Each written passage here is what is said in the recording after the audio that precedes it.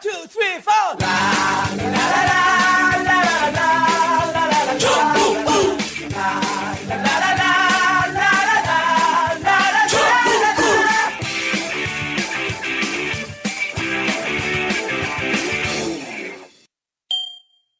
단 하나의 정통 배변 활동 원활에 도움을 줄 수 있는 건강기능식품 매일 큐. 이 소리는 아침마다 변기를 붙잡고 사투를 벌이던 32세 김모 씨가 매일 큐를 먹고 해방감에 웃음 짓는 소리입니다. 힘주지 말고 먹어라 매일 큐. 오직 와이드몰에서만 최저가로 만날 수 있습니다. 단 하나의 정통 정치 팟캐스트 정봉재 정국구 시작하겠습니다. 함께 하실 분 박문진 5년째 이사 최강욱입니다. 예. 저 좀 해고시켜 주십시오. 가오가 살았어.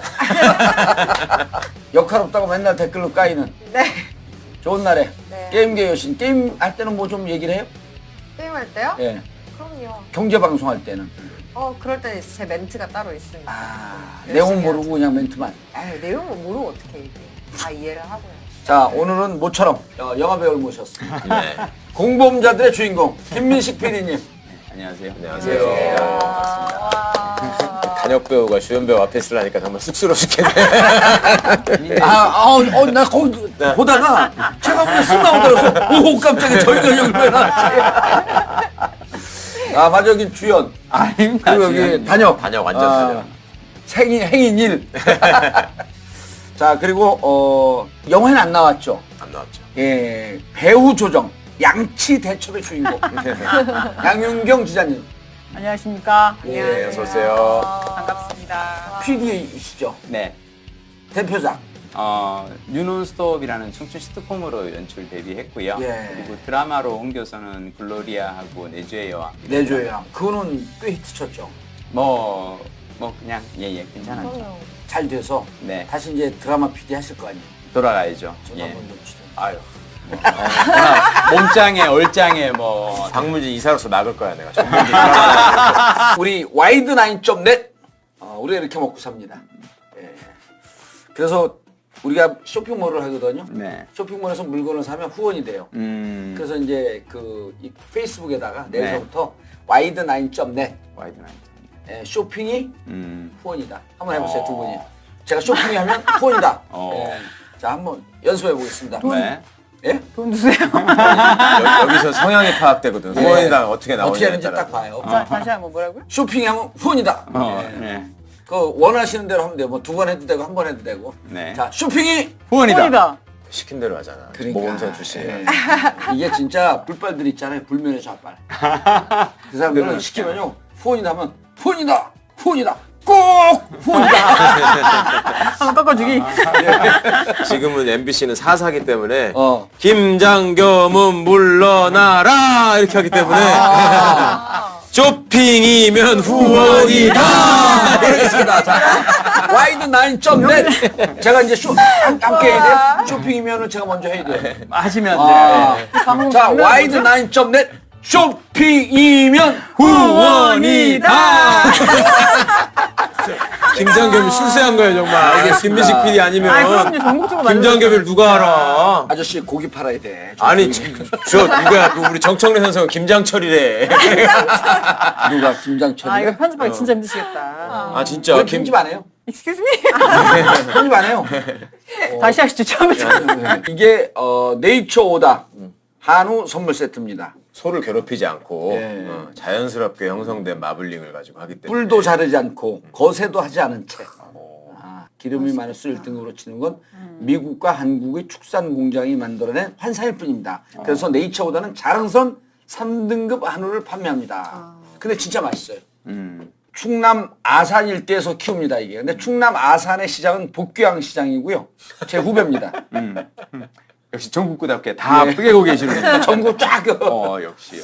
자, 충남 아산에서 키우고 있는 네이처 오다 추석 하루 선물 세트 와이드9.net 많이 구매해 주시기 바라겠습니다. 그리고 우리 출연하신 분들은 제가 선물로 보내드릴게요. 아닙니다. 예. 그래? 이거 근데 받으면 안 돼요. 알고 투명한 말씀하신 법 거잖아요. 걸려요. 그러니까요. 예. 29,000원짜리 요게 지금 9만 원이 넘거든요. 요 한쪽이 3만 원이 안 돼요. 요건 보내드릴게요. 한쪽만. 아닙니다. 저희들은 뭐 이렇게 나와서 예. 김장겸 사장님을 칭송할 수 있는 기회를 주신 것만으로도 저희가 뭐라도 좀 고기라도 대접을 해드려야 알겠습니다. 되는데. 우리는 봉투 내고 가면 돼요. 아, 예.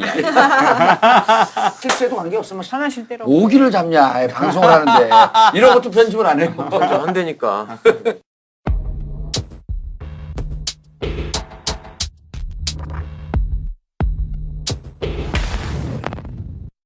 이게 수요일 네. 업데이트 되는데 며칠째 된 거죠? 파업이? 파업 10일차입니다. 예. 지난번에 5년 전에 170일. 예. KBS가 94일. 야, 그거는 숫자는 잘 외워요 보면. 뭐니. 지금 분위기가 좀 어때요? 좋죠. 그러니까 뭐 파업을 하면서 분위기가 좋다라고 얘기하긴 그렇지만요. 예. 전에 비교해 보면은 정말 좋고 사실 저희는 어떻게 보면 약간 저는 좀 꿈 같은 상황, 기적 같은 상황이라고 생각하는 게요. 그러니까 지난주 금요일 날 광화문에서 저희가 이제 돌마고라 그래서 돌아오라 마봉춘 고봉수 예. 시민들과 함께하는 그 집회를 했는데요. 저는 참 그날 감회가 새로웠던 것이 바로 몇 달 전 촛불 집회 때 겨울에서는 그 이렇게 광화문 집회 때 무대 위에 MBC 조합원들 가끔씩 이제 노동조합에서 민실이 네. 간사들 올라가서 언론 적폐 청산 뭐 언론 문제 얘기하기 위해서 올라가면 제 주위에 앉아있던 분들이 MBC라는 얘기만 들어도 그냥 욕을 하고 막 그랬거든요. 근데 그랬던 그 광화문에서 이제는 MBC 파업을 응원하는 시민들이 수천 명이 모여서 이렇게 집회하는 모습을 보니까 이게 정말 감사하죠. 사실. 그래서 MBC하고 KBS 이 사태를 정확히 정리한 영화 공범자들. 예. 9월 3일 날 우리가 제가 쏴서 200명 봤어요. 네. 서울국장에서. 근데 네. 이번에 하고 나니까 한 대학교 교수님이 네. 자기가 100명 되겠다. 와. 그래서 또 맞아 대라. 그 어. 100명 또 돼서 9월 23일 날 토요일 날 오후 2시에 부산 메가박스 해운대 메가박스에서 해운대 마법. 200명을 모시고 또 공동 관람을 합니다. 자, 9월 23일 토요일 오후 2시입니다. 이게 뭐야? GV. CGV 아니야? CGV. 아니, GV가 뭔지를 몰라요. 관객과의 대화. 그 CGV가. 메가박스 하고 나니까 이제 왜 GV냐. 자, 오후 2시서부터 영화 상영하고요. 와이드나인.net 게시판에 들어와서 신청하시면 됩니다. 1인당 2매씩 가능하고요.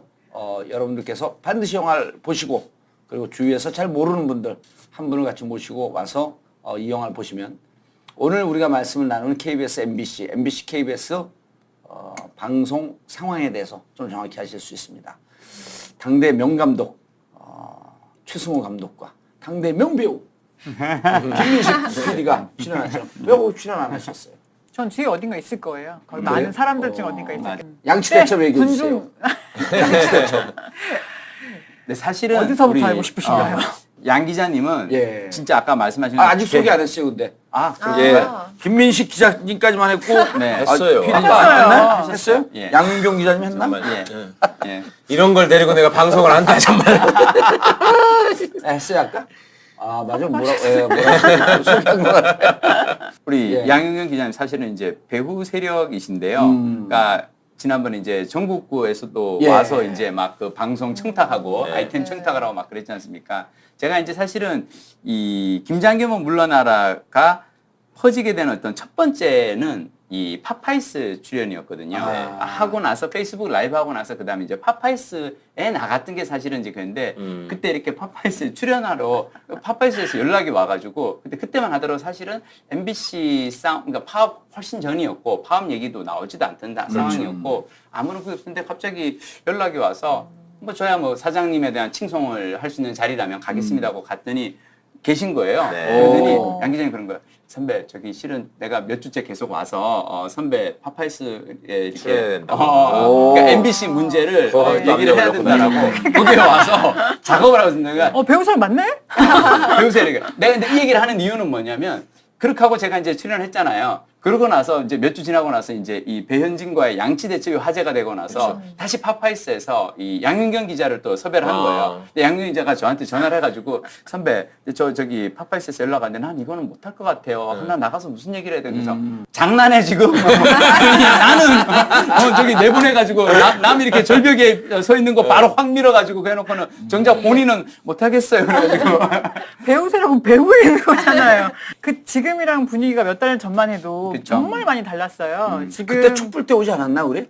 아니요. 올해 저는 왔죠, 올해? 올해 왔어요. 예. 올해 와서 몇 달 전까지만 해도 MBC 상황에 사람들이 거의 관심이 없었고 오히려 적대감이 심했죠. 맞아요. 적대감이며 어떤 미운 감정이 많이 켜켜이 쌓여가지고 저는 어떻게든 우리의 상황을 알리고 싶어가지고 제가 너무 좋아하는 정봉재 전국구를 먼저 왔고요. 또 팔아보려고 거의 방판 요원된 거지. 사실은 뭐 몇백만 공범자들 상영하고 나서 이렇게 소감을 여쭤보면 보신 분들이 네. 야, 정말 저 정도인 줄은 몰랐다 이런 말씀 많이 하시죠. 그 얘기를 많이 해요. 우리도 몰랐잖아 사실. 방문진 이사가 있는데. 저는 항상 그래서 나는 그 얘기를 듣고 난 충격을 받았거든. 저거 지금 100분의 1도 안 남았는데 맞습니다. 저거에 보고 충격이면 그리고 저는 또 하나 저기 한 게 어쨌거나 저는 이쪽에 관계를 계속 하고 있으니까 양윤경 기자님이 그 주인공이라는 건 몰랐지만 양치대첩은 사실은 5년 전 얘기잖아요. 그렇죠. 그때 파업 때도 유명했던 얘기거든. 맞아요. 근데 사람들이 이번에 처음 들은 것처럼 세상에 그런 일이 있었어 예. 이렇게 하는 거야. 그래서 내가 그걸 야, 찾아보니까 진짜 5년 전 일이더라. 그럼요. 4년 전. 4년 전. 파업 예. 이후입니다. 어쨌거나 하여튼 파업 직후에. MBC가 172 예. 이후에. 파업 직후. 이후에 복귀했을 때 이제 저기에서 쫓겨나고 막 이런 데인데 사람들 마음속에서 정말 MBC가 상종하지 못할 걸로 이미 멀어지고 있었구나라는 거를 그걸로 또 느끼는 거죠. 그러니까 그런 거조차도 잊어버리고 싶은 거지. 그냥 파업이 2013년이죠. 2012년 그때 안 계실 때였어요. 아 그래서 이게 실패로 끝났구나. 이번에 선배의 어떤 그 1인 시위 그리고 예. 이제 양치대첩 사건도 마찬가지고 그 많은 아나운서들이 당한 어떤 박해 같은 것도 이게 공유가 되면서 시민들이나 시청자가 보이는 반응을 보면서 아 이 시청자들이 우리가 제대로 된 모습을 보여주기를 저 마음속 깊숙이에서는 무의식 중에 기다리고 있었던 게 기다리고 아닌가 할 있었구나. 정도로 이 반응이 정말 급속도로 격렬하게 맞아요. 적극적이고 굉장히 긍정적인 반응들이 오는 걸 보면서 예, 그것 때문에 저희가 정말 광화문 힘들어요. 촛불 때 그 엠빙신이라 그러면서 오지 말라 그랬잖아요. 그게 맞습니다. 사랑이 없으면 그런 증오가 없어요. 맞아요. 맞습니다. 그렇게 사랑하고 믿었던 MBC가 망가지는 것을 한 4, 5년 동안 직접 목격을 한 거 아니에요. 그러니까 그렇게 욕을 하고 그랬는데 그분들이 이제 막 이렇게 살아나려고 몸부림치는 거에 대해 박수를 보내는 거지. 또 이제 많이 사건 들으시니까 정말 와 정말 심했구나라는 거 알게 되시면서 마음이 좀 놓으신 것 같은 그런 저는 그런 걸 느꼈어요 개인적으로. 근데 사실 지난 5년간 제일 고생하신 분은 앞에 계신 최강욱 변호사님이세요. 아이고. 아니 정말로 저희는 왜냐면 안에서 항상 볼 때마다 죄송했던 게 그 방문진 안에서 혼자 싸우셨거든요. 예. 혼자 진짜 힘들게 싸우셨어요. 남은 이제 두 명 뭐 했어요? 혼자 싸운 건 아니고요. 이제 아니, 제가 근데 제일 혼자 어리 제일- 원래 제일- 승질이 제일 들어요. 파이터예요. 제일 원래. 어리고 승질이 들어오니까 이제 제일 지랄하고 다닌 건데 제 인생에 어쩌다가 그런 5년이 생겼는지 모르겠어요. 하여튼 제가 성명서 들고 와서 읽어주시라고 이거 좀 읽어주셔야 그때 정말 생뚱맞게 다른 예. 무슨 핸드폰 보조 우리끼리 안에 들어서 엄청 욕했어. 이게 뭐지? 이게 전혀 안 근데 바로 읽어주셨는데 네. 제가 너무 감사하다고 하니까 최강욱 변호사님께서 그때 감사는 무슨 감사 너무 미안하다고 하시더라고요. 네. 뭐 많이 못 도와주고 사실은 그 되게 미안하다고 안에서 이제 그 진짜 언론인들이 당한 거를 아시게 되면 예. 그냥 이거는 뭐 야 안타깝다 무슨 화가 난다 이 정도가 아니에요. 네. 정말 그 짓을 한 놈들을 정말 죽이고 싶어요. 이건 사람이 할 짓이 아니고 제가 어디 가가지고 방문진 한 처음에 6개월 정도 한 다음에 사람들이 방문진에 대해서 자꾸 물어보고 MBC 물어보고 그때만 해도 그런단 말이에요. 그래서 나는 참 태어나서 진짜 새로운 종류의 생물들을 만나고 있다. 저도 비슷한 생각. 그런 사람은 없어요 정말. 아니 그러니까 이게 지금은 이제 우리가 월요일 날 그 녹화를 하는데 시즌 2에 들어오면서 시즌 1 할 때는 목요일 날 했어요. 네. 그 목요일 날 하는데 수시로 늦어 녹음 시간이. 그때는 이제 공개 방송할 때거든요. 최 변호사는 늦게 오는 거예요. 네. 근데 그날 계속 방문진 회의를 하고 와요. 예. 아우 기스 쪽팔리고 올 텐데. 아니 그러고 와서 진짜 30분 동안 입에 못 담을 욕을 해요. 그래서 저는 좀 이게 이제 좀 과장됐나 싶을 정도인데 그래서 이제 나중에 이번 이제 파업하고 전후로 해갖고 확인해봤더니 정말 그렇게 그 극심한 현장을 계속 보고 있었던 거야. 그렇죠. 싸우고. 네, 고생 많이 하셨죠. 예. 어쨌든 그래도 MBC, KBS, 특히 MBC 그 상황에 대해서 설명을 해주시고 지금의 상황으로 넘어오겠습니다. 아니 그 전에 제가 먼저 설명드리겠어요. 네. 지금 헷갈리시면 안 되는 게 SNS에 트위터나 페이스북에 보면은 MBC 노동조합 해가지고 뭘 올라오는 게 예. 있습니다. 그 노동조합은 지금 이 노동조합이 아니에요. 아, 그걸 그래요? 의외로 많은 분들이 모르세요. 그러니까 총 3개가 있죠, 지금 노동조합이. 예 그런데 진짜 언론인들이 모인 노동조합은 KBS건 MBC건 언론노조 KBS 지부, KBS 본부, 언론노조 MBC 본부 이게 공식 노동조합이고 네.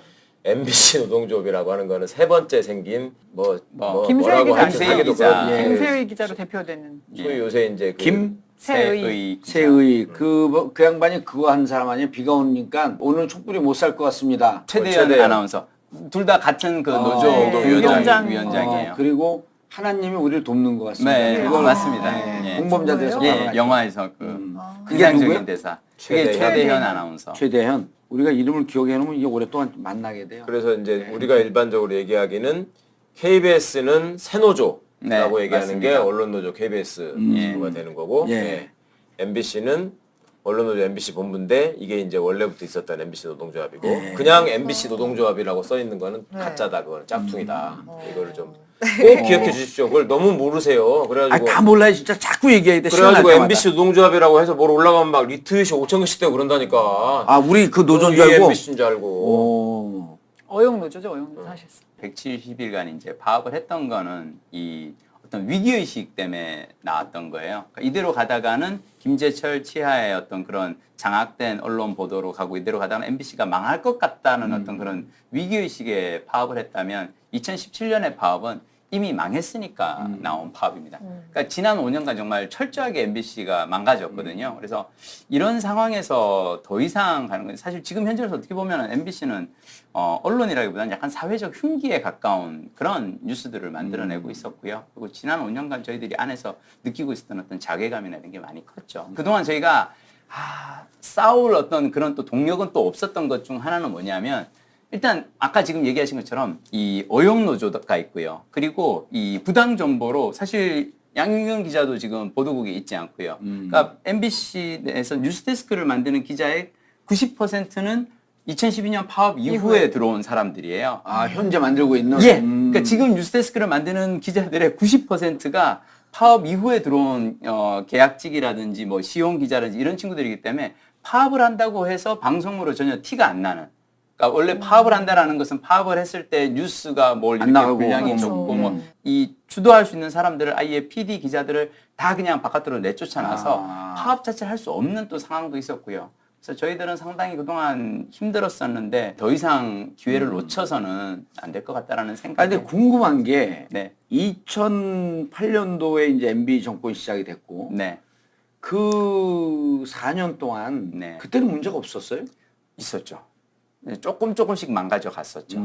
예. 그러면서, 그러니까 처음에 이제 이 사장님으로 계셨던 엄기영 사장님 같은 경우는 약간 그래도 조금 보수적인 것도 있고 그래서 그냥 크게 그게 없었는데 그럼에도 불구하고 이제 피드수첩 그 광우병 예. 그 보도가 나오고 난 다음에 확실하게 이제 정리를 해야겠다라고 해서 이제 엄기영 사장을 쫓아내고 그다음 이제 김재철이라는 낙하산 사장이 들어오고 그다음부터는 정말 처절하게 망가져 가거든요. 그러니까 김재철 사장이 오고 나서 원래 MBC 라디오가 시사가 되게 강했었거든요. 그렇죠. 그래서 김미화든지 아니면 뭐 손석희 세계는 지금 손석희 그렇죠. 시선집중. 시선집중. 이게 막 아침 저녁으로 다 강했었고 이걸 다 이제 MC들을 이제 쫓아냈었고요.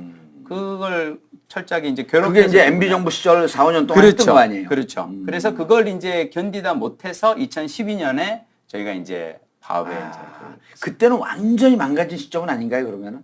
완전히 망가진 것까지는 지금에 아니고요. 비하면 비해서는, 제가 예. 하는 표현은 지금의 뉴스와 비교했을 때는 그때는 양질이었었던 것 같아요.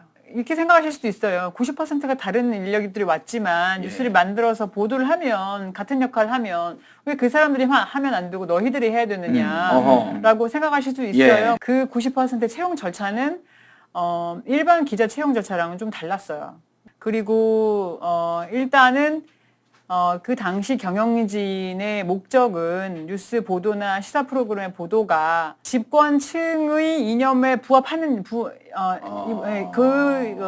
이념을 공고히 할 수 있는데 이바지할 수 있는 뉴스를 만들 준비가 되느냐. 그게 제 1번 기준이었거든요. 기자들을 뽑을 때. 네. 오. 그러니까는 제가 직접 듣지 않아서 전대드릴 예. 수밖에 없는데 예를 들면 뭐 노동조합 가입할 거냐. 정치적 성향을 묻는 면접이라든지 아니면 심지어는 고향을 묻는 고향이 전라도 쪽인지 아니면 경상도 쪽인지 그걸 알고 묻는 있었을 거 아니에요. 그런 질문을 뽑는데. 들었다는 말도 제가 들었었거든요. 그러니까 그런 질문들을 바탕으로 즉 뉴스를 만들 수 있는 기자의 소양을 가지고 있는 자인지가 우선이 돼야 되는 면접에서 시험에서 이 사람의 성향이 제 1번이었던 것 같아요. 당연히 편파 보도를 할 준비가 되어 있었던 사람들이 도움이 되는 것이고 네. 그러니까 뉴스가 편향되고 나갈 수밖에 없고 이거는 솔직히 말씀드리면 그렇다 보니까 기자의 능력이나 자질이 후순위를 밀렸던 거죠. 제가 정말 아끼고 사랑했던 제 집 같은 뉴스데스크가 지금은 너무 많이 망가져가지고 정말 사실 슬프죠. 이런 거예요. 그러니까 기자들이 보통 이제 언론은 권력의 감시 견 역할을 한다. 그렇죠. 예? 예. 그리고 그 정치적 입장을 떠나서 정권이 잘못하고 있을 때 권력이 부패하려 할 때 그것을 비판하고 감시하는 기능인데 그럼 기자들에게 너 정말 제대로 어떤 입장을 떠나서 정말 제대로 할 준비되어 있어? 이게 아니고 너 사장님 시키는 대로 기사 원하는 그 방향대로 기사 잘 만들 자신 있어? 그 사장님은 알지? 그 쥐가 임명한 사람이야. 아니 이거는 뭐 제가 말 만약에 된다 적당히 편집 좀 해주시고 편집 안 한다니까요. 사실 저희가 그 취합을 했어요. 어떤 말들이 오갔으면 어떤 설득 작업이 있는지에 대한 취합을 했는데 그거 보면 정말 기가 막힙니다. 예를 들면 우린 노 젓는 사람이야. 주위에 노를 저으면 돼. 죄송합니다. 방송 기자가 이렇게 하는구나 이거. 아 이거 참 핸드폰도 안 이거 끄고. 방송한 지가 오래돼가지고 이거 절대 편집하지 마세요. 죄송합니다. 어쨌든 노를 젓는 사람이야. 시킨 대로 노를 저으면 돼. 아, 기자들에게? 자꾸 기자한테 우리는 앞으로 가게 노를 저으면 되는데 너 자꾸 뒤로 노를 저으려고 하니 그러지 마. 너 그럼 MBC 말고 다른 데 가든지 이런 식으로 얘기를 하는 게 다 취합이 됐어요. 실제 그렇게 해요? 실제로. 사장이 아니. 간부들이. 들어와서. 너무 많이 말씀드려요. 그러니까 이게 그냥 생각하면 일정한 어떤 정치 지향이나 이념을 가진 세력이 정권을 잡았으니까 예. 그걸 장악해서 자기 입맛에 만든 방송으로 만들려고 할 것이다. 라는 얘기는 뭐 너무 추상적이에요. 그러니까 일견 어찌 보면 논리적일 수도 있어요. 원래 정치 권력이 그런 거 아니야? 라고 생각할 수 있겠는데 여기서 더 문제가 되는 건 뭐냐면 그러면 뉴스의 품질이라도 유지를 해야지. 그렇죠. 예? 자기네 내부에서도 그거는 개탄하는 수준이었어요. 그러니까 이전에 지금 김장겸이 너무 유명해져가지고 지금 저는 사실 안타까운데 그 앞에 안광한이라는 사장은 PD 출신이란 말이에요. 예. 그 이 사람 입장에서는 나름 PD로서 가지는 어떤 방송 품질에 대한 자기가 사장이니까 최소한의 기대가 그게 있어야지 매출이 나오든지 뭐 광고가 붙든지 할 거 아니야. 그런데 공식 회의 석상에서 내가 당신 지금 MBC 뉴스에 대해서 어떻게 생각하냐. 뉴스도 콘텐츠 아니냐. 맞대. 지금 현재 MBC의 시청률을 떨어뜨리고 MBC의 채널 이미지를 악화시키고 MBC의 신뢰도를 저하시키는 게 당신이 봐도 뉴스 품질 아니냐. 이거 아니지 않냐. 그때 김장겸 보도본부장이었어요. 예. 거기서 뭐 무슨 말씀 옛날 같으면 뻗대고도 남을 사람들인데 지가 봐도 너무 심한 거야. 알아. 예. 개판으로 만든다는 걸. 그리고 거기를 넘어서서 제가 이제 보도본부장한테 늘 얘기했던 게 SBS나 KBS를 보시면 기자들이 취재 수첩, 취재 노트 해가지고 지상파 방송은 길어야 2분, 3분짜리 뉴스가 나가기 때문에 거기에다가 자기 생각을 다 담을 수가 없습니다. 그러니까 신문 기자들처럼 취재 수첩이라는 거를 실명으로 굉장히 디테일하게 써가지고 취재 뒷얘기를 아주 상세하게 수준 있게 써요. 아, 홈페이지에다 올려요. 네, 일종 블로그 형식으로. 예. 그게 굉장히 내용이 좋아요. 그래서 제가 그래 당신들 말대로 그러면 회사를 위해서 일할 사람 인재들을 경력 기자를 뽑았다고 하니 그러면 타사가 이렇게 하니까 해라. 니들도 이걸 해봐라.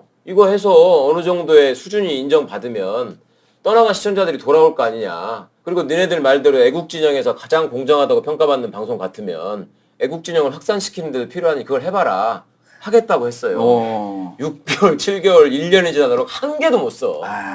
그거 쓸 수준이 안 되는 거 실력이. 그럼 애당초 아까 얘기했던 너는 그냥 노만 줘라라고 하는 것뿐만 아니라 조금이라도 기사를 잘 만들지 못하게끔 일부러 그렇게 뽑은 거예요? 글쎄 그것까지는 뭐예요, 모르겠는데 어쨌든 저희를 배제시키려면 빈자리가 생기니까 네. 빈자리에 사람을 채워야 돼가지고 경력을 1년에 몇 차례씩 뽑았어 경력 기자를. 사상을 다 털어보니까 그런 애들만 온 거야? 네, 그래서 하도 MBC 경력을 뽑아서 장안의 경력이 시간 말렸단 말까지 있었어요. 그냥 싹쓸이를 해가지고 네. 그 정도로 기준 하나만 가지고서 많이 뽑았고 그래서 제가 지난 시간에도 말씀드렸지만 언론사 입사를 준비하는 사람들한테는 예. MBC가 최고의 직장이죠. 최고의 그러니까 직장이죠. 한때 제가 대학 다닐 때도 그런 얘기가 있었어요. KBS가 세계 최고의 직장이다. 근데 MBC는 우주 최고의 직장이다 그랬었거든요. 근데 그만큼 구성원들이 가지고 있는 역량도 있지만 그 자부심, 그 다음에 그 어떤 전통이라는 게 있었단 말이에요. 자부심에서 비롯되는 전통이 있고 또 선배들이 후배들을 가리키고 물려주고 하는 이 좋은 시스템이 있었고 그런데 구성원들께서는 받아들이기 어려운 얘기고 저도 여기까지 말하는 거는 조금 모질 수 있다고 생각하지만 예. 이 사람들의 계획은 정말로 MBC를 망하게 하는 거였어요. 제가 맞아요. 5년 동안 느낀 거는 맞습니다. 그러니까 처음에 제가 박문진 이사가 됐을 때 이 사람들이 중간에 쉬는 시간이나 이럴 때 우리 회의장 바로 옆에 이렇게 소파 놓고 앉아있는 데가 있거든. 거기서 얘기하는 걸 보면 그때부터 무슨 얘기를 하냐면 지금 김재철 씨가 이번 공범자들을 보면은 최승호 PD가 이렇게 쫓아가는데. 그러니까 그 강연 끝나고 난 다음에 얘기를 하니까 저는 MBC가 민영화돼야 된다고 예, 생각합니다. 그 얘기를 하죠. 예. 그리고 자기 재임 시절에 그 정수장학회 주식을 팔아먹기 위해서 이진숙 같은 사람 맞아요. 보내고 최필립 만나게 하고 예. 이러다가 이제 한겨레 신문에서 특종이 했지 않습니까? 그게 드러났잖아요. 근데 그 전에 이미 이 사람들은 2012년, 11년 뭐 이때부터도 MBC를 망가뜨려서 사람들로부터 도저히 공영방송으로 봐줄 수 없는 상태로 만들고 그렇게 되면 사람들이 이걸 외면할 거 아닙니까? 예. 그럼 이걸 팔아치우는 거야. 팔아치운다는 건 민영화를 시키는 거예요. 그럼 그때만 해도 재벌이나 종편이나 이런 데에서 항상 그거를 호시탐탐 노리고 있었기 때문에 그렇게 해서라도 MBC를 망가뜨리고 싶었고 그 배경에는 MBC 구성원들이 가지고 있는 역량이나 그 전통이나 이런 것들이 자기들한테 너무 버거운 거예요. 그러니까 이 사람들이 어떤 상황에서도 권력이 자꾸 이걸 장악하려고 하지만 자꾸 고개를 쳐들고 나오면서 프로그램을 만들었거든. 네. 그리고 자기들이 볼 때는 그거를 못 눌렀기 때문에 정권을 뺏겼다고 생각하는 거예요. PD 수첩도 그렇고 지난번에 말씀드린 탄핵 사건의 그 생중계도 그렇고 그런데 그 와중에 이제 그 똑똑한 사람들을 배제시켜서 우리가 일반적으로 생각할 때는 CEO를 해봤던 분들은 예. 굉장히 지극히 보수적인 생각을 가진 사람이라도 회사에서는 절대 저렇게 못한다. 왜냐하면 능력을 가지고 회사의 실적을 만들어내는 사람들을 다 배제시킨 거거든. 예. 그리고 어중이 떠중이들을 갖다 놓은 거예요. 진짜로. 그러니까 우리도 사업을 오래 해본 사람은 어떻게 그럴 수 있을까라고 하는 그러니까 게 이 이해가 잘안 사람들은 되더라고. 회사가 자기의 그 저기하고 별 상관이 없는 거예요. 이건 그냥 맞아요. 망하게 하는 게 목표이기 때문에 그리고 들어오는 사람들 입장에서는 그 선망했던 MBC 기자, MBC PD, MBC 사원이라는 사원증 하나가 나한테 오는 게 의미가 있는 거야. 너무 좋은 거야. 그럼 어디 가가지고 내가 이제 MBC 기자다라고 하는 게 너무 뿌듯한 거지. 그러니까 그런 거를 또 얘들은 이용할 때까지 이용을 한다고 생각을 하는 거예요. 왜냐하면 그걸 이용할 때까지 이용하는 순간 자기 자리가 또 계속 보장이 되거든. 이 사람들이 2008년, 2009년에 김재철 씨가 사장이 됐죠. 2009년 이후로요. 지금까지 임원을 계속해. 지네끼리 누가요? 자리만 바꿔가면서. 누가요? MBC 임원들이 지금. 원래 그런 회사 보셨어요? 임원은 한 2, 3년 있으면 뷰러에 2, 3년 예. 하잖아요. 그런 회사 보셨냐고. 난 이거는 정말. 김장겸 사장도 정치부장 했고 그다음에 보도국장 했고 국장 했고. 보도본부장 했고 사장 했거든요. 전무후무한 경우. 이게 대학 중에서요. 그 관서이사 파견된 대학이 있어요. 음. 그럼 이제 대학의 수준은 주인이 없으니까 점점 떨어지잖아요. 근데 이제 꽤 좋았던 대학들이거든. 4년제.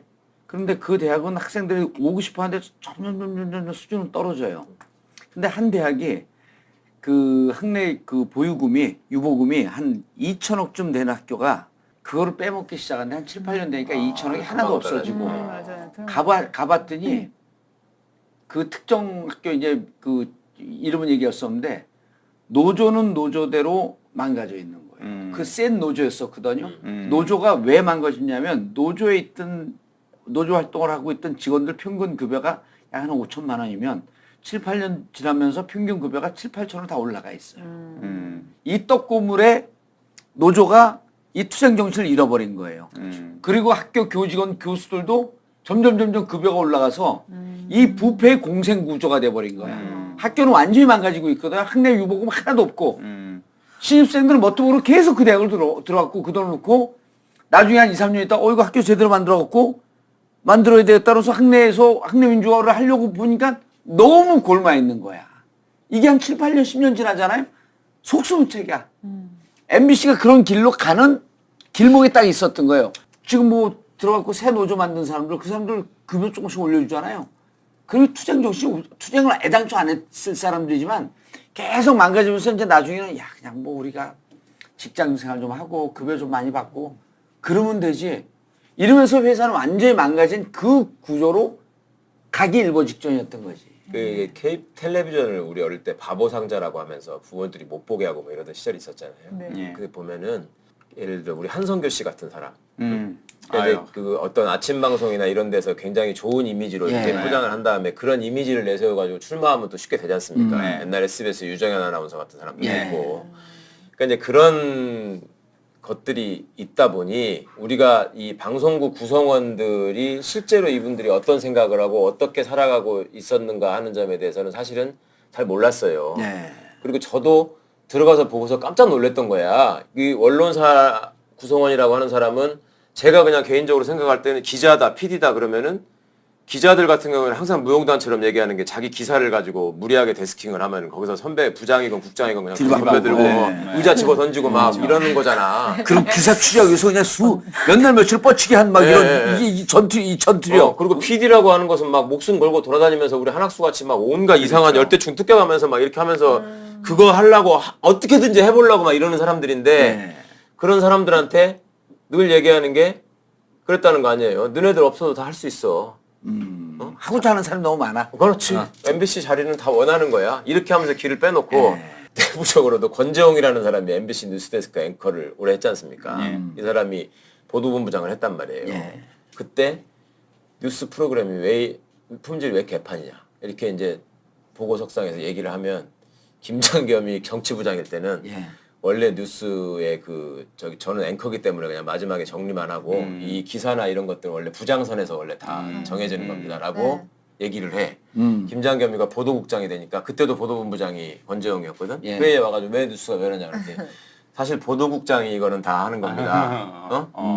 그러고 이제 이게 부사장이 됐어요 나중에는. 네. 뉴스가 왜 이 모양이냐? 당신 앵커 출신이 아니냐? 그럼 원래 보도본부장이 이렇게 자기 밑으로 다 밀리는 거야 이게. 아니 책임을 계속 김장겸한테 사실은 지도 아는 거야. 사실이에요. 김장겸. 사실입니다. 김장겸이 다 하는 거고 이거는 호소합의로 거기서 그랜저 에쿠스 타고 다니면서 받아먹는 재미에 한다는 거지. 그러니까 자기도 그리고 내가 그거를 몇 번을 반복해가지고 다른 저기가 왔을 때도 야 보도본부장 이렇게 얘기하더라. 어떻게 생각하냐 그러면 뭐 반론을 안 해요. 그 형편없는 사람들이 그러니까 지네들도 다 알았어. 김장겸이가 이걸 그 망가뜨리는 주역이 되고 네, 있다. 그게 나는 너무 화나는 거야. 그리고 이번에 알바끼 한다고 3월달에 김장겸을 뽑을 때도 제가 그 소위 구 여권 추천 이사들한테 당신들 정해놓고 하는 거 내가 안다. 너네들 안 그럴 거 있으면 얘기해봐라 자신 있으면. 그러고서 이런 절차를 진행시키면 안 된다는 얘기를 했었거든. 그리고 이미 어버이연합인회 무슨 일벤에 저기서 엄마 부대에 가가지고 상암동에서 와가지고, 집회를 그쵸. 했단 말이에요. 예. 김장겸 같이 훌륭한 분을 사장으로 모셔야 된다. 진정한 사장이다. 아, 진짜. 그래서 내가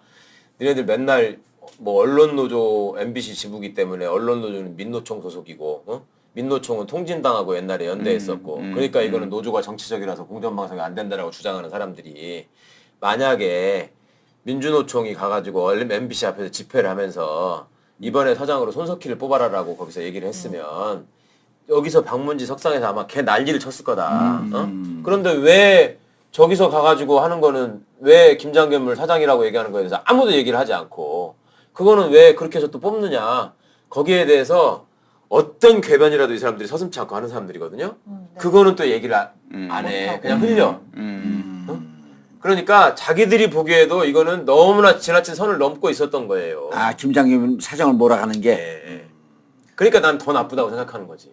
변호사님이 쌓인 게 많으신 것 같아요. 5년을 당했다니까. 많으신 것 같아요. 매일 장시간 녹음, 녹화, 생방송, 그리고 술자리. 운동할 시간이 부족해요. 그래서 요즘 하루 하나씩 챙겨 먹는 게 있습니다. 하루 약 400kcal의 기초대사량을 증가시켜줍니다. 하루 하나 칼로몬 전태젠 다이어트. 자, 우리 정국구 복라인 오늘 진짜 좋은 술 들어왔으니까 한잔 마시자. 끝나고 봐. 5년 이상 된 제주 섬 오가피의 생명력을 담아 발효 60일, 저온 숙성 1년을 거쳐 만들어낸 명주 녹고의 눈물. 오직 와이드몰에서만 최저가로 만나보실 수 있습니다. 저도 나름 이제 사실 쌓였던 게 저는 이제 몇 년 전에 그 1일 연속극에 이제 연출을 맡기로 이제 되어 있었는데 드라마 본부장이 임원회의에 가서 그걸 이제 보고를 하는데 그때 보도본부장이던 권재홍이 이 러시아 소치 올림픽 출장을 갔어요. 그래서 당시 김장겸 보도국장이 본부장을 대신해서 임원회의에 들어왔는데 김민식이가 이제 1일 연속극을 연출한다 그랬더니 저녁 8시 뉴스데스크 앞에 하는 1일 연속극에 이런 거 노조 집행부하고 파업하던 친구가 한다는 게 말이 되느냐 까라 그런 거예요. 근데 그게 사실 말이 안 되는 게 드라마 본부장이 드라마 PD 배정을 보고하는 자리에서 본부장도 아니고 국장이 근데 그때 그걸 이미 했던 이유는 뭐냐면 그때 사람들이 다들 얘기했던 거는 김장겸이 회사의 실세고. 예, 왜냐하면 이 정치부장 시절에 2012년 대선을 이제 대선 보도를 뒤에서 망가뜨리면서 MBC 보도를 저쪽에다가 이제 상납을 하고 그리고 이 다음에 이제 보도국장 보도본부장 하면서 그러면서 사람들이 저한테 다 놀렸던 게 그거예요. 야, 보통은 저기 사장한테 밑보이면은 사장 임기만 견디면 되는데 너는 이미 차기 사장한테까지 그러니까 너는 미래가 없어 MBC에서 미래가 없어라고 하면서 다들 저를 놀리면서 그러니까 물론 이제 그 놀린 게 이제 다들 이제 안타까워서 그랬지만 그렇죠. 그래서 저는 이제 사장님이 되는 걸 보고 아 나는 정말 이제는 미래가 없구나. 사장이 되는 걸 보고 사장님이 되는 게 저는 그래도 항상 사장님이라고 항상 얘기를 합니다. 그래서 아 이제 내가 드라마로 돌아가기 위해서는 저분이 나가시는 거 말고는 답이 없겠구나. 그래서 페이스북 아니 라이브. 근데 왜 김장겸이 그 실세가 됐어요? 그게 이제 우리 보도국 입장에서 설명을 잘 해주시죠. 아니 그러니까 아니 왜냐하면 이게 TV에서 영화에서 보면 주인공이 되기에도 연기력도 떨어지고 전체적인 왁구도 좀 이게 뭐가 좀 떨어지는 것 같은데 뭐가 저 사람을 저렇게 그쪽에 실세로 밀어올렸을까라고 하는 게 영화를 보면서 내내 좀 궁금했어요. 저도 궁금한데. 근데 뭐 뭐였을까? 본인은 그렇게 얘기를 해요. 2012년 파업 덕에 자기가 이렇게까지 출세했다. 파업이 아니었으면 자기는 그전에는 보도국 170일 내에서는 파업을 하면서 밑으로 뭔가 작업을 했던 게 근데 있었나요? 원래 사실 이거는 소문이기 때문에 괜찮아요. 소문하고 나가고 소문이기 그쪽에서 허위 사실을 때문에. 걸어줘야지 싸움이 또 되는 거예요. 둘 중에 하나 가면 가야 되는 거거든. 예. 가서 저기 운동하고 오시지 뭐. 이건 몸짱 제가 몸 만들고 오지. 나만 따라 2탄?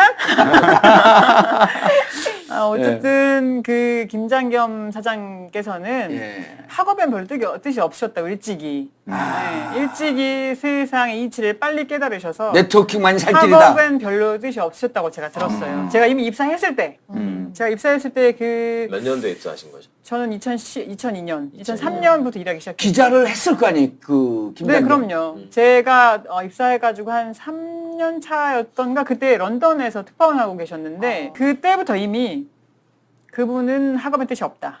그리고 사내 정치에 굉장히 민감하다. 기사는 기사를 잘하는 건 뜻이 없고. 네. 그다음에 뭐 사내 정치, 사내 정보 보고에 굉장히 관심 많아가지고 그걸 수집하는 그리고 많이 만나고 런던 다니고. 특파원 갈 때부터 사실은 거기 갈 그랬죠. 만한 까면 안 됐는데 줄 잡아서 간 거거든. 성향은 원래 그쪽이었어요. 예, 원래요. 그리고 원래 그 구여권 그쪽과의 어떤 정서적인 교감, 동질감, 감정이입이 굉장히 심하셨다고 들었어요. 야, 독특한 인물이야. 이렇게 보니까 나하고 동갑이더라고요. 독특하다는 말로는 다 표현이 안 되고 저는 어디 가서 그렇게 얘기해요. 호모 에렉투스는 멸종하지 않았어요. 그 호모 에렉투스가 아니라 그럴 수가 없어. 그러니까 이 사람들이 저는 몇 명의 사장을 겪어봤잖아요. 완전히 왜냐면 종이 다른. 특히 김재철하고 김장겸이 제일 어떻게 보면 저질이라고 할 수 있는데 이 앉아있는 자세부터 달라. 거기 이 사회에 나와가지고 김장겸 같은 경우는 거의 뭐 보도본부장 할 때 영화에서 보니 그냥 우직한 사람으로만 이렇게 보이던데. 우직? 어때요? 호모 에렉투스.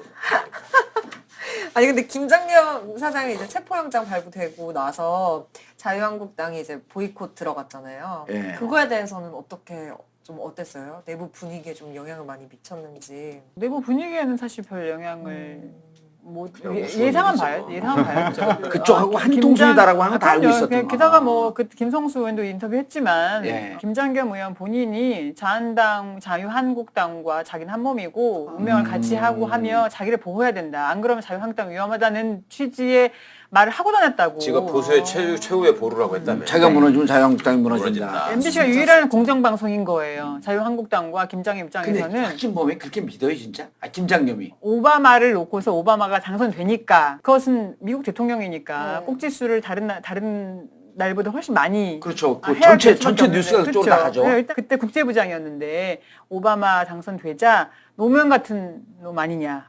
노무현 같은 노무현 그냥 뭐 네. 인터넷으로 사람들 선동해서 그냥 대통령 된 거 아니냐 뭐 이런 그런 아주 이걸 저열한 왜 정치 우리가 하죠. 기사를 해줘야 되느냐. 이건 좀 내일을 좀 분석을 해봐야 될 필요가 있을 것 같은데. 계속 얘기하는데 호모 에렉투스는 멸종 안 했다고. 그 우리의 의학 수준은 분석이 안 되는 거 아니에요? 하여튼 그 정치 성향이 굉장히 편향적이고 노골적일 뿐만 아니라 일찍이 학업에 뜻이 없었기 때문에 여러 가지 이상한 얘기들을 많이 하죠.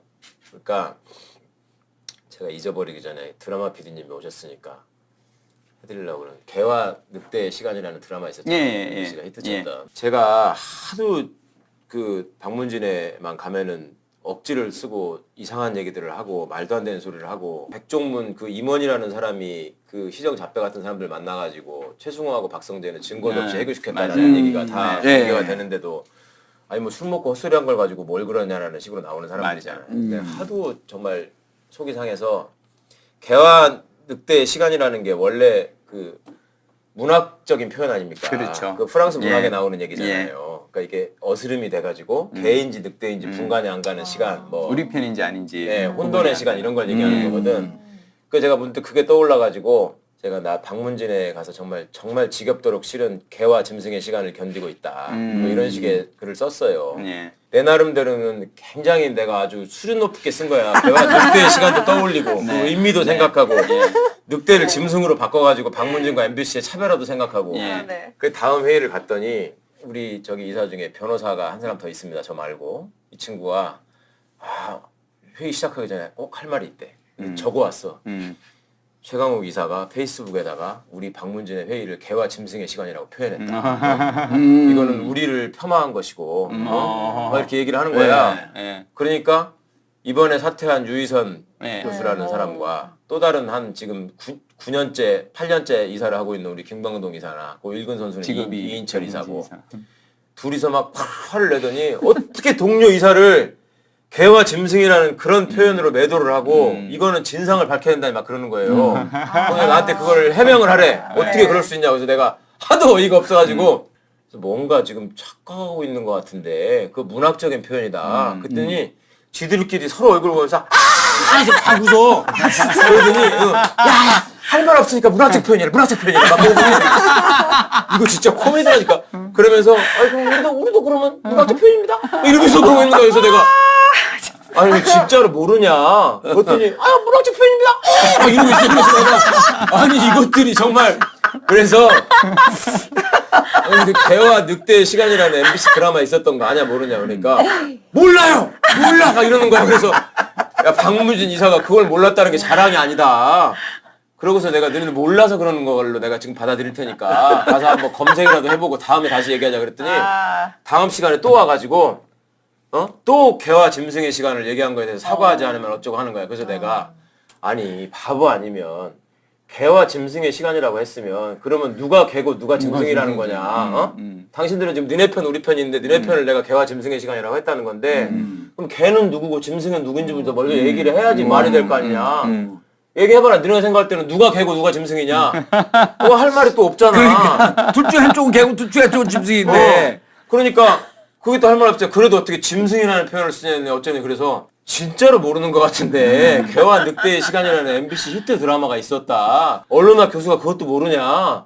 그랬더니 뭐 어쩌고 있어. 그래서 그거 전에 개와 늑대의 시간이라는 것도 드라마 제목으로 창작된 게 아니고 원래 프랑스 문학에 나오는 유명한 얘기다 그거는. 그랬더니 그래서 아니 처음에 백교 와서 읽은 사람이야. 변호사니까. 나를 특별히 싫어하고 공격하는 걸 목표로 삼은 사람이니까 그랬다 치자. 당신들은 알아야 될 거 아니냐. 그것도 모르고 와가지고 내가 문학적 표현이라고 하니까 웃었지. 어? 지금은 어떻게 생각하냐. 그러니까 또 막 딴소리 막 얼버무리면서 뭐가 어떻고 막 이러다 보니까 넘어갔거든. 그래서 나는 그래서 이제 그때는 비로소 찾아봤을 줄 알았어요.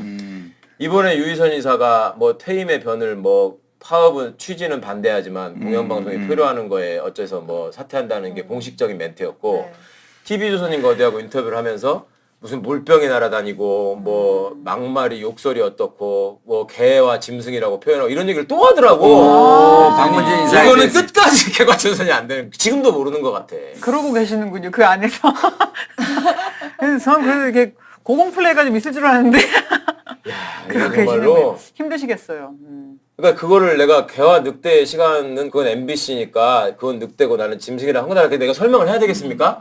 근데 그 얘기를 하고 있으니까 또 우리 고영주라는 사람이 사회 보다가 이제 그 선수들이 몰리는 것 같잖아. 그러니까 딱 끼어들었고 뭐라는지 알아요? 늑대하고 짐승은 좀 다른 거 아닙니까? 이러고 비는 거야. 그래서 내가 도와준다고 하는 얘기가 그거밖에 안 되지 수준이.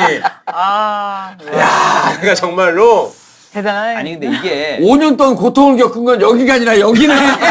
제가 얘기하잖아요. 제가 아까 오자마자 사실은 지난 5년간 그 안에서 바로 눈앞에서 보면서 너무 싸움 너무 힘드셨고. 근데 저는 난 사실 사실 다 안 믿었거든. 아 그래요. 근데 이런 얘기는 우리가 제가 이제 듣고 아 이걸 나중에 한번 드라마죠. 되게 재미난 어떤 그 그러니까, 회의자에서 그러네, 재미난 진짜. 써먹어서 쓰잖아요. 그러면 시청자 게시판에서 욕 먹어요. 그렇죠. 이런 바보들이 이게 어디 누가 있어? 이게 이건 누가 말을 리얼 어떻게 이게 이사야. 설정이지 누가 리얼리티라고 근데 정말 보겠어. 재밌네요. 이런 거 말도 안 되는 설정을 오늘 재밌으라고 온 게 아니에요. 아니 근데 오늘 좋아요. 노조 얘기를 하는 거. 노조 왜 즐거워요?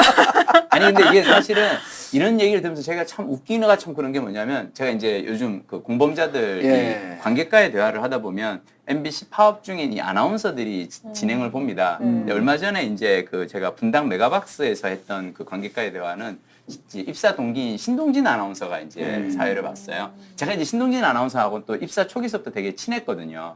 왜냐하면 수습 때부터 저는 신동진이랑 항상 2대2로 미팅을 다녔어요.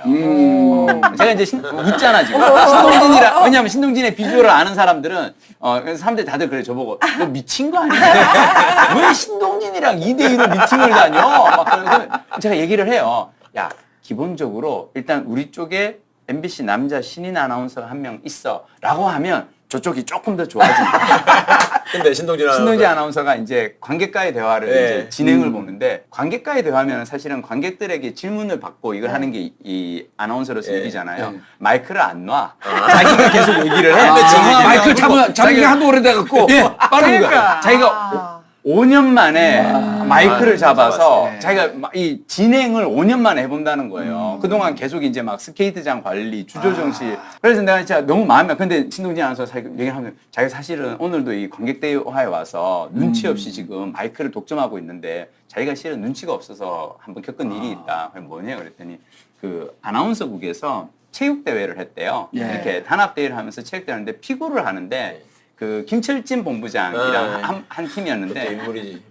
하여튼 그 김철진 본부장이 공을 신동진 아나운서에 패스를 했는데 그걸 받아서 앞에 있는 배현진을 맞췄대요. 왜 그랬대? 그럼 다들 그랬어. 왜 그랬대? 그냥 네가 맞았어야지 공을. 그러고 나서 일주일 후에 얘가 주조정실 MD로 발령이 됐어. 이건 양치대 그런 때보다 분입니다. 피부 됐잖아. 그런 분, 진짜. 그런 분. 그런 분입니다. 네, 그리고 배현진 아나운서한테 이 킬된 사람들이 많네요. 많아요. 예. 왜 그랬대요, 거긴 또?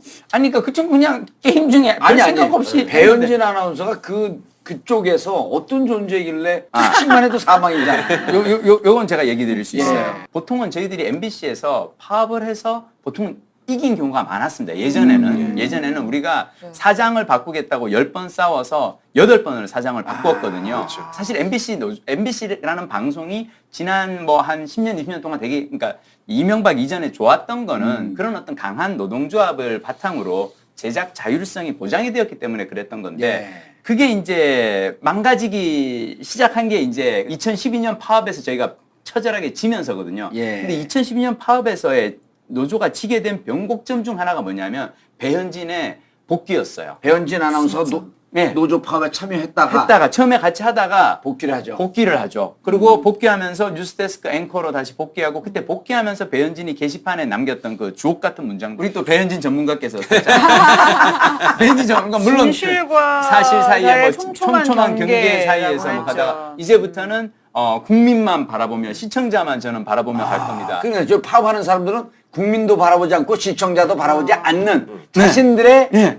이기적 탐욕과 목적 때문에 하고 있는 사람들. 그러면서 아니, 그리고- 심지어 그 게시판 글에서 뭐라고 썼냐면 파업에 있어서 그 노조 집행부가 그러니까 이 선배들이 폭력을 행사하는 장면도 나는 봤다. 그 한마디 그런 올라가면서 어. 이쪽에다가 그냥 그 흙탕물을 쫙 쫙 끼얹고 올라간 끼고, 거예요. 예. 그건 흙탕물이 아니라요. 똥물이죠. 변물이죠. 그렇죠. 예. 왜냐하면 차마 그런 말을. 그 폭행 그걸 보고 검찰이 저한테 구속영장을 가하면서 이 봐라 파업이 장기화되면서 이 안에 노조 집행부 안에서 오. 폭행이 이루어지고 있다고 그러지 않느냐 그 문장을 써먹었지. 가지고 워딩을 가지고 그걸 했거든요.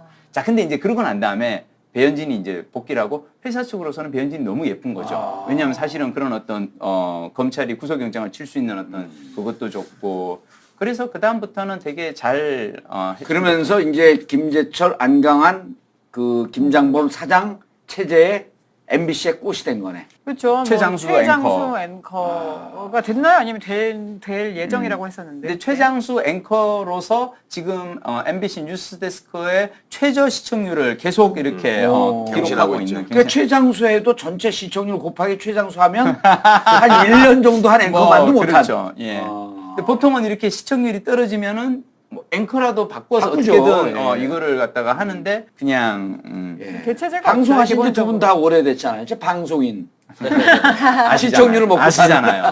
MBC 뉴스데스크의 역사는 원래 MBC 9시 뉴스데스크 그 시작하는 화면 그렇죠. 두두두두 이걸 다 네. 전 국민이 기억하잖아요. 네. 그 MBC 뉴스데스크가 언젠가 KBS 9시 뉴스한테 역전이 됩니다. 시청률이. 네. 그게 굉장히 큰 뉴스였어요. 당시에. 맞아요. MBC 뉴스데스크가 이름을 예. 뺏겼다. 네. 근데 이게 김재철 사장 이후로 계속 KBS하고 현격한 격차로 계속 떨어졌거든. 예. 그러니까 어느 날 갑자기 느닷없이 김재철이 결정을 합니다. 8시로 맞아요. 간다. 예. 아하. 그래갖고 SBS하고 해서 붙겠다. SBS한테도 밀리죠. 그 요지는 뭐였냐면 그때만 해도 사람들의 생활 패턴이 바뀌어서 이제 9시 뉴스는 안 보고 무슨 얘기야? 11시부터 뉴스 보는데 늦게 8시, 들어가고. 8시가 맞는 것 같다니 뭐 이딴 소리 하면서 갔는데 초반에는 뭐 SBS하고 뭐 이게 경쟁이 되고 있고 뭐 우리가 이기고 있고 어쩌고 하더니 어느 순간부터는 시청률 보고를 안 하는 거야. 아예 뉴스는 방문진에 와서 보고. 그러니까 이 사람들이 보고하는 거 보면 맨 처음에 전체 시청률을 가지고 지네가 1등을 했네 2등을 했네 하다가 그 다음에는 이제 이게 점점 안 되니까 그 2049 시청률 있잖아요. 예, 그걸 타겟 가지고 시청률. 요 광고 파는 데는 요게 원래 이건데 이걸로 하면 우리가 꼴등이 아닙니다. 이걸로 나가가 그걸로도 밀리니까 이제 아예 시청률 얘기가 빠져 보고서에서 이 사람들이 진짜로 자, 이제 그럼 어떻게 합니까, 앞으로?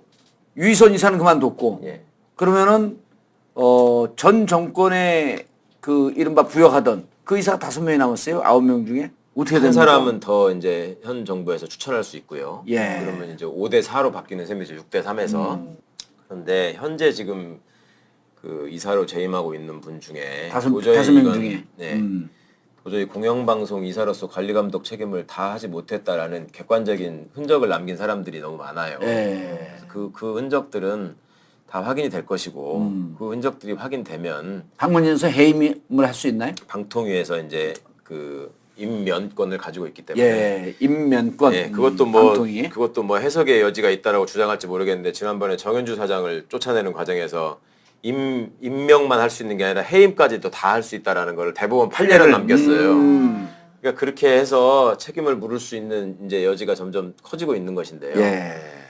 문제는 이제 그런 저런 걸로 뭐 정리되는 것도 이제 빨리 정리가 돼야지 빨리 이제 공영방송의 제자리를 찾는 것이고. 그러니까 시간이 어떻게 되냐는 거예요. 시간이. 예. 그러니까 가만 놔두면 저의 임기가 끝나는 게 내년 8월입니다. 그러니까 이 사람들은 내년 8월까지는 다수의 구조내에서 다수의 이사를 점하고 있기 때문에 MBC의 현재 임원들은 자기들은 안 잘릴 거다라는 확신이 있는 거예요. 예. 그래서 그렇게 돌아다니는 거예요. 그 춘천 가니까 메롱 사장도나. 참 그 인물도 진짜 훌륭한 인물인데 어쨌거나 하여튼 그런 상황을 방지하려면 방송법 전체가 다 바뀌던지 공영방송의 지배구조를 정상화시키는 방안을 바뀌든지 아니 방통위에서 지금 그 박문진 이사를 중에 한두 명을 네, 다 교체하든지 한두 명이라도 하면 되는 거 아니에요? 해임을 시키면. 예. 그러면 이제 과반이 역전이 되면 예. 충분히 가능한 일인데 그건 뭐 차근차근 밟아가고 이루어질 것이고 결국은 근데 차근차근 할 수가 없는 거 아니에요? 저희는 이거는? 되게 마음이 급해요. 그러면 정말. 차근차근 할 수 있는 아니, 상황이 아닌데? 마음 같아서야 예. 내일이라도 면접을 해가지고 개늑치가 뭔지 한번 얘기해봐. 요것만 해도 다 자를 수 있어요. 어쨌거나 그렇게만 해도 충분히 자를 수 있는데 나중에 시비를 걸릴 소지가 있기 때문에 이 사람들은 지금 자기들끼리 모여가지고 절대로 우리는 못 잘린다. 스스로 나가지 않는다. 그리고 나가는 순간 뭐 모든 수단을 다 동원해서 뭐 자기들 나름대로의 투쟁에 임할 것이다라는 결의를 했대요. 그러니까 이제 그런 빌미를 없애서 다시 고개를 쳐들지 못하게 하는 것도 되게 중요하죠. 앞으로를 위해서. 근데 이분들이 다른 저는 사람마다 다 우리 MBC 구성원 사이에서도 이 문제의 본질을 보는 시각은 다 다양할 텐데 저는 이거 절대로 이제 뭐 그 이사님 앞에서 우리가 빨리 복귀를 하고 싶다는 것이 이거는 그냥 원칙적인 얘기고요. 왜냐면 너무 많이 기다렸기 때문에 저만 해도 지금 4년째 방송을 못 하고 그러네. 있으니까 그리고 뭐 제 후배 같은 경우는 30대 초반에 마이크를 뺏긴 다음에 30대 후반 됐어요 지금. 예. 그러니까 좀 있으면 40대로 넘어가는 거예요. 걔는 그 후배는 30대의 그 황금기를 자신의 황금기 기자로서 최전성기를 누릴 수 있는 시간을 지금 경연진이 앗아간 거예요. 그리고 손정은 아나운서니 허일우 아나운서니 많이 인터뷰하고 있는데 그 아나운서들도 5년 6년의 시간을 자신이 정말 원해서 자신의 인생을 걸고 들어온 회사에서 예. 그 회사가 그 사람들의 인생 5년 6년 뺏어간 거예요 그냥. 저는 솔직히 그 5년을 죽였다고 생각해요. 그 사람의 사회적인 생명은 그 사람 회사에서 죽였다고 생각합니다. 아니 그리고 이 많은 분들이 지금 공감을 하고 박수 보낸 이유가 구성원들이 원래 자기 자리, 기자의 자리, PD 자리로 돌아가는 것도 중요하지만 그 MBC가 공영방송인 이유가 국민의 세금으로 운영되는 거 아니에요. 국정원 댓글 통해 갖고 국민들 의식을 조작하려고 그랬죠. 뭐 요즘 또 기사 보니까 국뽕 영화까지 만들려고 그랬죠. 그리고 방송은 방송대로 망가뜨리면서 비판 의식 없애려고 했죠. 그럼 가장 종국적 희생자가 누구냐면 국민이었던 맞습니다. 거거든요. 그러니까 우리가 MBC가 원래의 공영방송으로 돌아오라라고 하는 것은 국민들이 5년 동안 뺏겼던 제대로 알 권리를 찾아야 된다는 거예요. 지난 돌마고 집회 유경근 그 세월호 일가 대표가 예. 오셨는데 그때 정말 절규를 절규하셨어요. 그때 뭐라고 하셨냐면 딱 그 말씀하셨어요. 내가 당신들 MBC, KBS 파업 지지하는 건 당신들이 쾌적한 환경에서 즐겁게 근무하라고 그러서 지지하는 거 아니라고. 그러면 똑바로 나 다시 고통받지 않게 해달라고. 국민들 고통받지 않게 해달라고 지지하는 것이 너네 잘 먹고 잘 살라고 지지하는 거 아니다라고 말씀하셨고 MBC 구성원들은 그 유가족 아버님의 그런 그 꾸짖음 이전에도 지금 다들 그걸 알고 있어요. 이렇게 취약한 것이 노동자였구나. 뭐 스케이트장 아무데 뭐 주차장 뭐 공사장 아무데나 버려버릴 수 있는 그런 취약한 존재인데 언론 노동자도 우리의 목소리를 필요로 하는 예. 그런 사회 구석구석에 있는 사람들이 얼마나 많겠느냐라는 거를 정말 몸으로 깨닫고 있어요. 촛불을 뒀던 국민들은 다 알아요. 빨리 돌아와야 되고 빨리 정상화돼야 되는데 그러면은 결국 우리 시청자 청취자분들에게 어떻게 이게 곧 정상화된다라고 하는 비전주의 막 우리끼리 떠들고 또 다음에 봅시다 이럴 수는 없는 거 아니야. 당연하죠. 그 공영방송의 주인이 국민이고 시민이라는 사실을 꼭 잊지 않으셨으면 좋겠어요. 저는 진짜 주인이 시민들이거든요. 예. 그래서 과거에 우리가 그 권력기관들이 행했던 수많은 적폐들이 그냥 쌓였던 이유가 뭐냐면 주인들이 저게 내가 주인이라고 생각하지 않았기 하지 때문에. 않았기 때문에 맞아요. 저거는 저것들을 저 사람들 것이고 나보다 많이 배운 사람, 나보다 더 공부 많이 한 사람 이런 사람들이 저렇게 하는 게 당연한 거다라고 생각해 왔기 때문에 그런 적폐들이 쌓이고 국정농단 사태까지 불러온 것이고 이제 그 과정을 겪으면서 사실은 주권자들 눈이 밝아졌잖아요.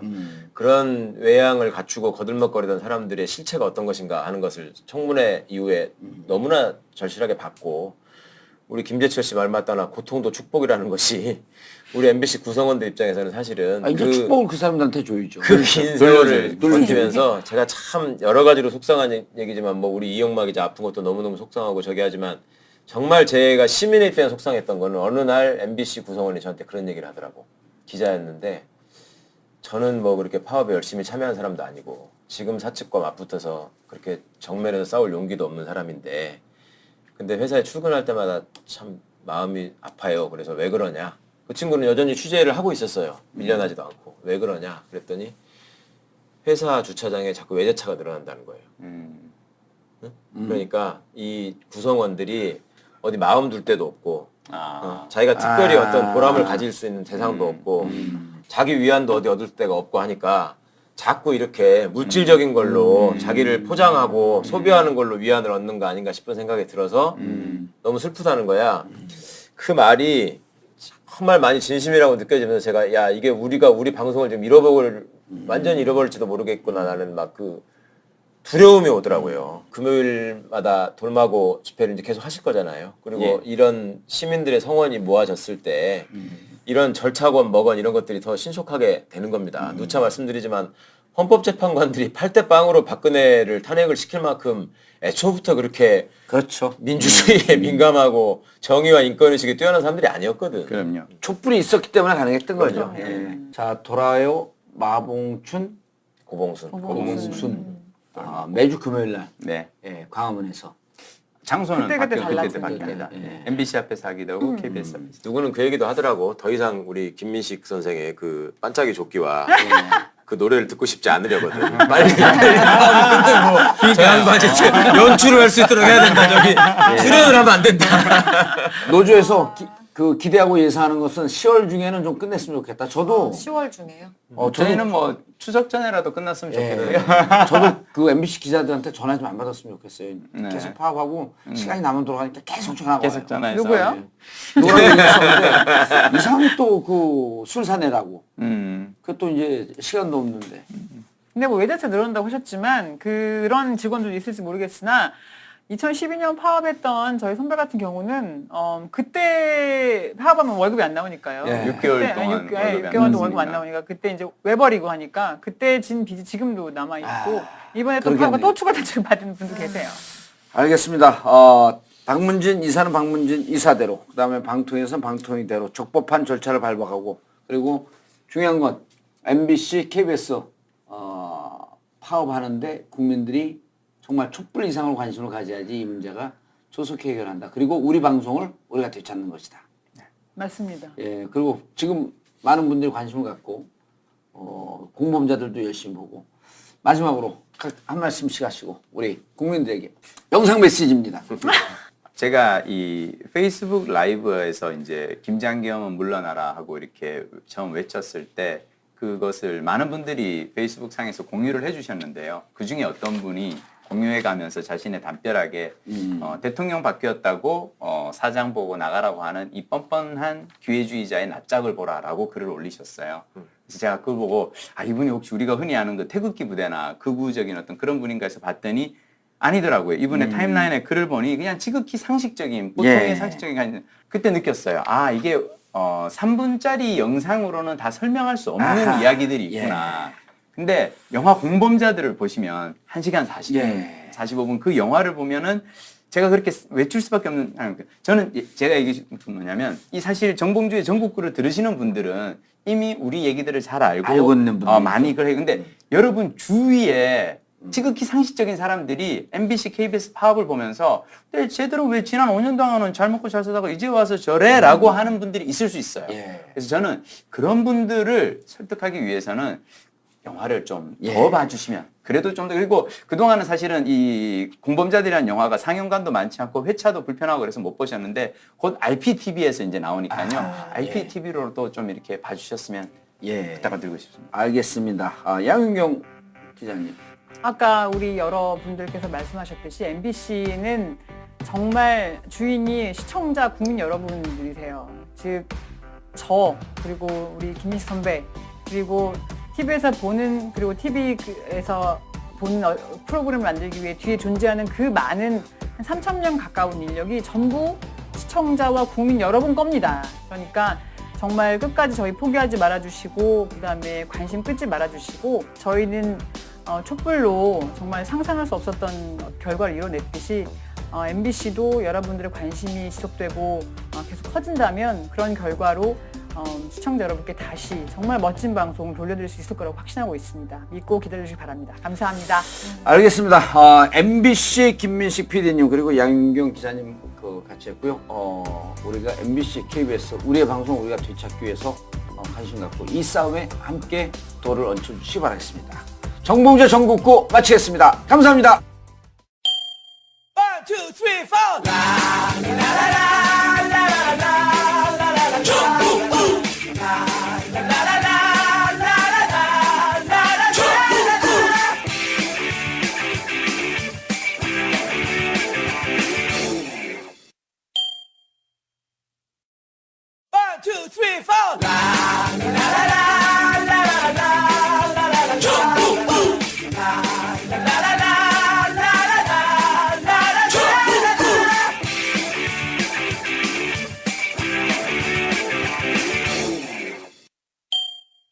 단 하나의 정통 배변 활동 원활에 도움을 줄 수 있는 건강기능식품 매일 큐. 이 소리는 아침마다 변기를 붙잡고 사투를 벌이던 32세 김모 씨가 매일 큐를 먹고 해방감에 웃음 짓는 소리입니다.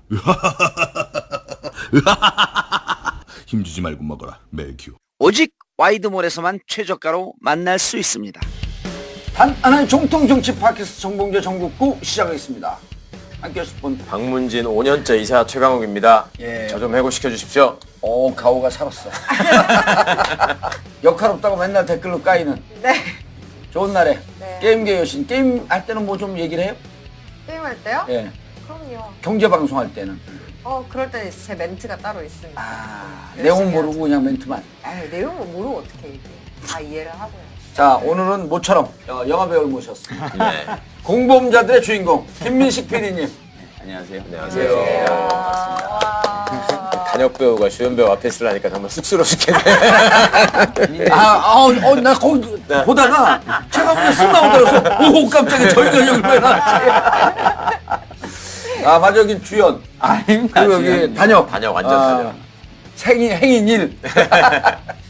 자, 그리고 영화에는 안 나왔죠. 안 나왔죠. 예, 배우 조정. 양치 대첩의 주인공. 양윤경 기자님. 안녕하십니까? 네, 어서 오세요. 반갑습니다. PD이시죠. 네. 대표작. 뉴논스톱이라는 청춘 시트콤으로 연출 데뷔했고요. 예. 그리고 드라마로 옮겨서는 글로리아하고 내주의 여왕. 내줘야. 그거는 꽤 히트 쳤죠. 뭐 그냥 괜찮았죠. 잘 돼서 네. 다시 이제 드라마 PD 하실 거 아니에요. 돌아가야죠. 저도 예. 한번 좀 주세요. 아유. 몸짱에 얼짱에 뭐 박문진 이사로서 막을 거야 내가. 전문진 이사. 우리 와이드9.net 우리가 이렇게 먹고 삽니다. 예. 그래서 우리가 쇼핑몰을 하거든요. 네. 쇼핑몰에서 물건을 사면 후원이 돼요. 그래서 이제 이 페이스북에다가 내일부터 와이드9.net 와이드 나이트. 예, 쇼핑이 후원이다. 한번 해보세요, 두 분이. 제가 쇼핑이 하면 후원이다. 예. 자, 한번 연습해 보겠습니다. 네.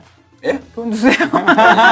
여기서 성향이 파악되거든. 후원이랑 어떻게 나오냐. 어떻게 하는지 딱 봐요. 자, 다시 한번 뭐라고요? 쇼핑이 하면 후원이다. 예. 네. 그 원하시는 대로 하면 돼요. 뭐 2번 해도 되고 1번 해도 되고. 네. 자, 쇼핑이 후원이다. 폰이다. 시킨 대로 하잖아. 그러니까. 모범생 출신. 예. 이게 진짜 불빨들 있잖아요. 불면의 좌빨. 그 사람들은 시키면요. 후원이다 하면 후원이다. 후원이다. 꼭 후원이다. 한번 꺾어주기. 지금은 MBC는 사사기 때문에 어. 김장겸은 물러나라 이렇게 하기 때문에 쇼핑이면 후원이다. 알겠습니다. 자, 와이드9.net. 제가 이제 함께 해야 돼요. 쇼핑이면은 제가 먼저 해야 돼요. 하시면 돼요. 자, 와이드9.net. 쇼핑이면 후원이다. 김장겸이 술세한 거예요 정말. 김민식 PD 아니면 그럼요. 전국적으로 김장겸을 누가 알아? 아저씨 고기 팔아야 돼. 아니 저 누구야? 그 우리 정청래 선수가 김장철이래.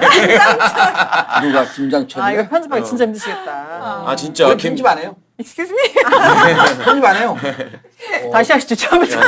이게 네이처 오다 한우 선물 세트입니다. 소를 괴롭히지 않고 예. 자연스럽게 형성된 마블링을 가지고 하기 때문에 뿔도 자르지 않고 거세도 하지 않은 채.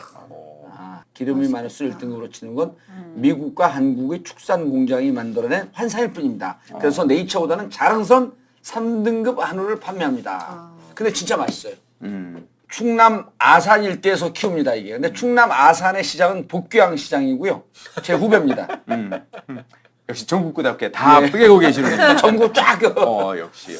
자, 충남 아산에서 키우고 있는 네이처 오다 추석 하루 선물 세트 와이드9.net 많이 구매해 주시기 바라겠습니다. 그리고 우리 출연하신 분들은 제가 선물로 보내드릴게요. 아닙니다. 예. 그래요? 이거 근데 받으면 안 돼요. 알고 투명한 말씀하신 법 거잖아요. 걸려요. 그러니까요. 예. 29,000원짜리 요게 지금 9만 원이 넘거든요. 요 한쪽이 3만 원이 안 돼요. 요건 보내드릴게요. 한쪽만. 아닙니다. 저희들은 뭐 이렇게 나와서 예. 김장겸 사장님을 칭송할 수 있는 기회를 주신 것만으로도 저희가 뭐라도 좀 고기라도 대접을 해드려야 되는데. 알겠습니다. 우리는 봉투 내고 가면 돼요. 예. 실수에도 관계없으면 편하실 대로. 오기를 잡냐. 아예 방송을 하는데. 이런 것도 편집을 안 해요. 저 한대니까.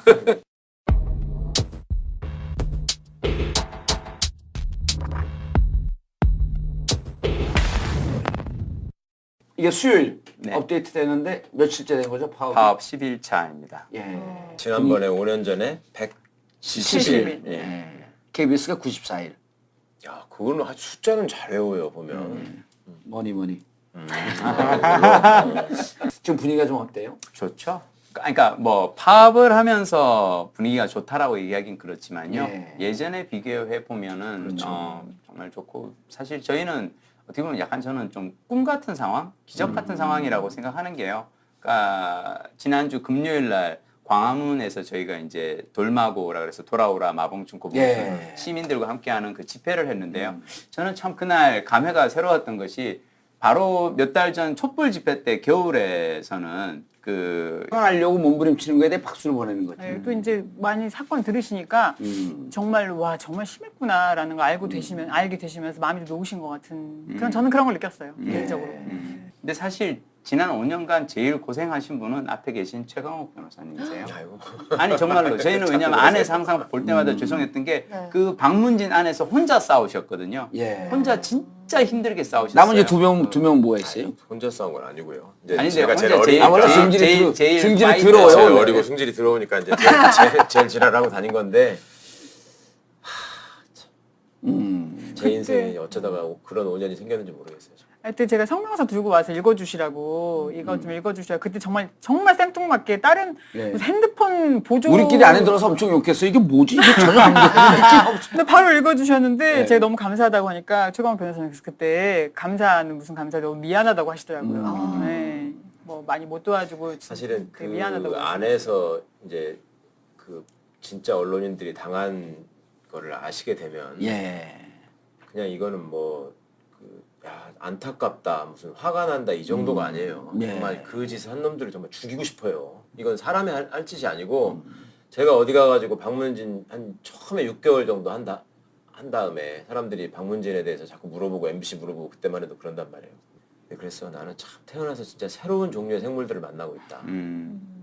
저도 비슷한 생각. 그런 사람은 없어요 정말. 아니 그러니까 이게 지금은 이제 우리가 월요일 날 그 녹화를 하는데 시즌 2에 들어오면서 시즌 1 할 때는 목요일 날 했어요. 목요일 날 하는데 수시로 늦어 녹음 시간이. 그때는 이제 공개 방송할 때거든요. 최 변호사는 늦게 오는 거예요. 근데 그날 계속 방문진 회의를 하고 와요. 아우 기스 쪽빨리고 올 텐데. 아니 그러고 와서 진짜 30분 동안 입에 못 담을 욕을 해요. 그래서 저는 좀 이게 이제 좀 과장됐나 싶을 정도인데 그래서 이제 나중에 이번 이제 파업하고 전후를 해갖고 확인해봤더니 정말 그렇게 그 극심한 현장을 계속 보고 있었던 거예요. 그렇죠. 싸우고. 네, 고생 많이 하셨죠. 어쨌든 그래도 MBC, KBS, 특히 MBC 그 상황에 대해서 설명을 해주시고 지금의 상황으로 넘어오겠습니다. 아니 그 전에 제가 먼저 설명드리겠어요. 지금 헷갈리시면 안 되는 게 SNS에 트위터나 페이스북에 보면은 MBC 노동조합 해가지고 뭘 올라오는 게 있습니다. 그 노동조합은 지금 이 노동조합이 아니에요. 그걸 의외로 많은 분들이 모르세요. 그러니까 총 3개가 있죠 지금 노동조합이. 그런데 진짜 언론인들이 모인 노동조합은 KBS건 MBC건 언론노조 KBS 지부, KBS 본부, 언론노조 MBC 본부 이게 공식 노동조합이고 MBC 노동조합이라고 하는 거는 세 번째 생긴 김세희 기자, 하기도 그렇고 김세희 기자로 대표되는. 소위 요새 이제 새의. 기자. 새의 그 양반이 그거 한 사람 아니에요? 비가 오니까 오늘 촛불이 못 살 것 같습니다. 최대현 아나운서. 둘 다 같은 그 노조 위원장. 위원장이에요. 그리고 하나님이 우리를 돕는 것 같습니다. 네, 그걸 맞습니다. 예. 공범자들에서 예, 영화에서 그게 인상적인 누구야? 대사. 그게 최대현 아나운서. 최대현. 우리가 이름을 기억해 놓으면 이게 오랫동안 만나게 돼요. 그래서 이제 우리가 일반적으로 얘기하기는 KBS는 새노조라고 네, 얘기하는 맞습니다. 게 언론노조 KBS가 되는 거고 예. MBC는 언론노조 MBC 본부인데 이게 이제 원래부터 있었던 MBC 노동조합이고 그냥 MBC 노동조합이라고 써 있는 거는 가짜다, 그거는 짝퉁이다. 이거를 좀 꼭 기억해 주십시오. 그걸 너무 모르세요. 그래가지고 다 몰라요. 진짜 자꾸 얘기해야 돼. 그래가지고 시간날 때마다. MBC 노동조합이라고 해서 뭘 올라가면 막 리트윗이 5,000개씩 되고 그런다니까. 아, 우리 그 노조인 줄 이게 알고. MBC인 줄 알고. 어용노조죠, 어용노조 하셨어. 170일간 이제 파업을 했던 거는 이 어떤 위기의식 때문에 나왔던 거예요. 그러니까 이대로 가다가는 김재철 치하의 어떤 그런 장악된 언론 보도로 가고 이대로 가다가는 MBC가 망할 것 같다는 어떤 그런 위기의식에 파업을 했다면 2017년의 파업은 이미 망했으니까 나온 파업입니다. 그러니까 지난 5년간 정말 철저하게 MBC가 망가졌거든요. 그래서 이런 상황에서 더 이상 가는 건 사실 지금 현재로서 어떻게 보면 MBC는 언론이라기보다는 약간 사회적 흉기에 가까운 그런 뉴스들을 만들어내고 있었고요. 그리고 지난 5년간 저희들이 안에서 느끼고 있었던 어떤 자괴감이나 이런 게 많이 컸죠. 그동안 저희가 싸울 어떤 그런 또 동력은 또 없었던 것 중 하나는 뭐냐면 일단 아까 지금 얘기하신 것처럼 이 어용노조가 있고요. 그리고 이 부당 정보로 사실 양윤경 기자도 지금 보도국에 있지 않고요. 그러니까 MBC 내에서 뉴스데스크를 만드는 기자의 90%는 2012년 파업 이후에 들어온 사람들이에요. 아, 현재 만들고 있는? 예. 그러니까 지금 뉴스데스크를 만드는 기자들의 90%가 파업 이후에 들어온 계약직이라든지 뭐 시용 기자라든지 이런 친구들이기 때문에 파업을 한다고 해서 방송으로 전혀 티가 안 나는. 그러니까 원래 파업을 한다라는 것은 파업을 했을 때 뉴스가 뭘 이렇게 나가고. 분량이 적고 뭐 이 주도할 수 있는 사람들을 아예 PD 기자들을 다 그냥 바깥으로 내쫓아놔서 파업 자체를 할 수 없는 또 상황도 있었고요. 그래서 저희들은 상당히 그동안 힘들었었는데 더 이상 기회를 놓쳐서는 안 될 것 같다라는 생각이. 근데 궁금한 게 네. 2008년도에 이제 MB 정권이 시작이 됐고 네. 그 4년 동안 네. 그때는 문제가 없었어요? 있었죠. 네, 조금씩 망가져 갔었죠. 예. 그러면서, 그러니까 처음에 이제 이 사장님으로 계셨던 엄기영 사장님 같은 경우는 약간 그래도 조금 보수적인 것도 있고 그래서 그냥 크게 그게 없었는데 그럼에도 불구하고 이제 피드수첩 그 광우병 그 보도가 나오고 난 다음에 확실하게 이제 정리를 해야겠다라고 해서 이제 엄기영 사장을 쫓아내고 그다음 이제 김재철이라는 낙하산 사장이 들어오고 그다음부터는 정말 처절하게 망가져 가거든요. 그러니까 김재철 사장이 오고 나서 원래 MBC 라디오가 시사가 되게 강했었거든요. 그렇죠. 그래서 김미화든지 아니면 뭐 손석희 세계는 지금 손석희 이렇게 광화문 집회 때 무대 위에 MBC 조합원들 가끔씩 이제 노동조합에서 민실이 간사들 올라가서 언론 적폐 청산 뭐 언론 문제 얘기하기 위해서 올라가면 제 주위에 앉아있던 분들이 MBC라는 얘기만 들어도 그냥 욕을 하고 막 그랬거든요. 근데 그랬던 그 광화문에서 이제는 MBC 파업을 응원하는 시민들이 수천 명이 모여서 이렇게 집회하는 모습 보니까 이게 정말 감사하죠. 사실. 그래서 MBC하고 KBS 이 사태를 정확히 정리한 영화 공범자들. 예. 9월 3일 날 우리가 제가 쏴서 200명 봤어요. 네. 서울국장에서. 근데 네. 이번에 하고 나니까 한 대학교 교수님이 네. 자기가 100명 되겠다. 와. 그래서 또 맞아 대라. 그 100명 어. 또 돼서 9월 23일 날 토요일 날 오후 2시에 부산 메가박스 해운대 메가박스에서 해운대 마법. 200명을 모시고 또 공동 관람을 합니다. 자, 9월 23일 토요일 오후 2시입니다. 이게 뭐야? GV. CGV 아니야? CGV. 아니, GV가 뭔지를 몰라요. 관객과의 대화. 그 CGV가. 메가박스 하고 나니까 이제 왜 GV냐. 자, 오후 2시서부터 영화 상영하고요. 와이드나인.net 게시판에 들어와서 신청하시면 됩니다. 1인당 2매씩 가능하고요. 여러분들께서 반드시 영화를 보시고 그리고 주위에서 잘 모르는 분들 한 분을 같이 모시고 와서 이 영화를 보시면 오늘 우리가 말씀을 나누는 KBS, MBC, MBC, KBS 방송 상황에 대해서 좀 정확히 하실 수 있습니다. 당대 명감독 최승호 감독과 당대 명배우 김민식 PD가 출연하죠. 왜 거기 출연 안 하셨어요? 전 뒤에 어딘가 있을 거예요. 거기 많은 사람들 중에 어딘가 있을 거예요. 양치대첩 얘기해 주세요. 근데 사실은 어디서부터 우리, 알고 싶으신가요? 양 기자님은 예. 진짜 아까 말씀하신 아직 소개 안 했어요, 근데. 예. 김민식 기자님까지만 했고. 네. 했어요. PD가 했어요. 안 했나? 했어요? 예. 양윤경 기자님 했나? 정말 예. 예. 이런 걸 데리고 내가 방송을 한다 정말. 했어요, 아까? 아, 맞아. 뭐라고 소개한 것 같아요. 우리 예. 양윤경 기자님 사실은 이제 배후 세력이신데요. 그러니까 지난번에 이제 전국구에서도 예. 와서 이제 막 그 방송 청탁하고 네. 아이템 청탁을 하고 막 그랬지 않습니까? 제가 이제 사실은 이 김장겸은 물러나라가 퍼지게 된 어떤 첫 번째는 이 팝아이스 출연이었거든요.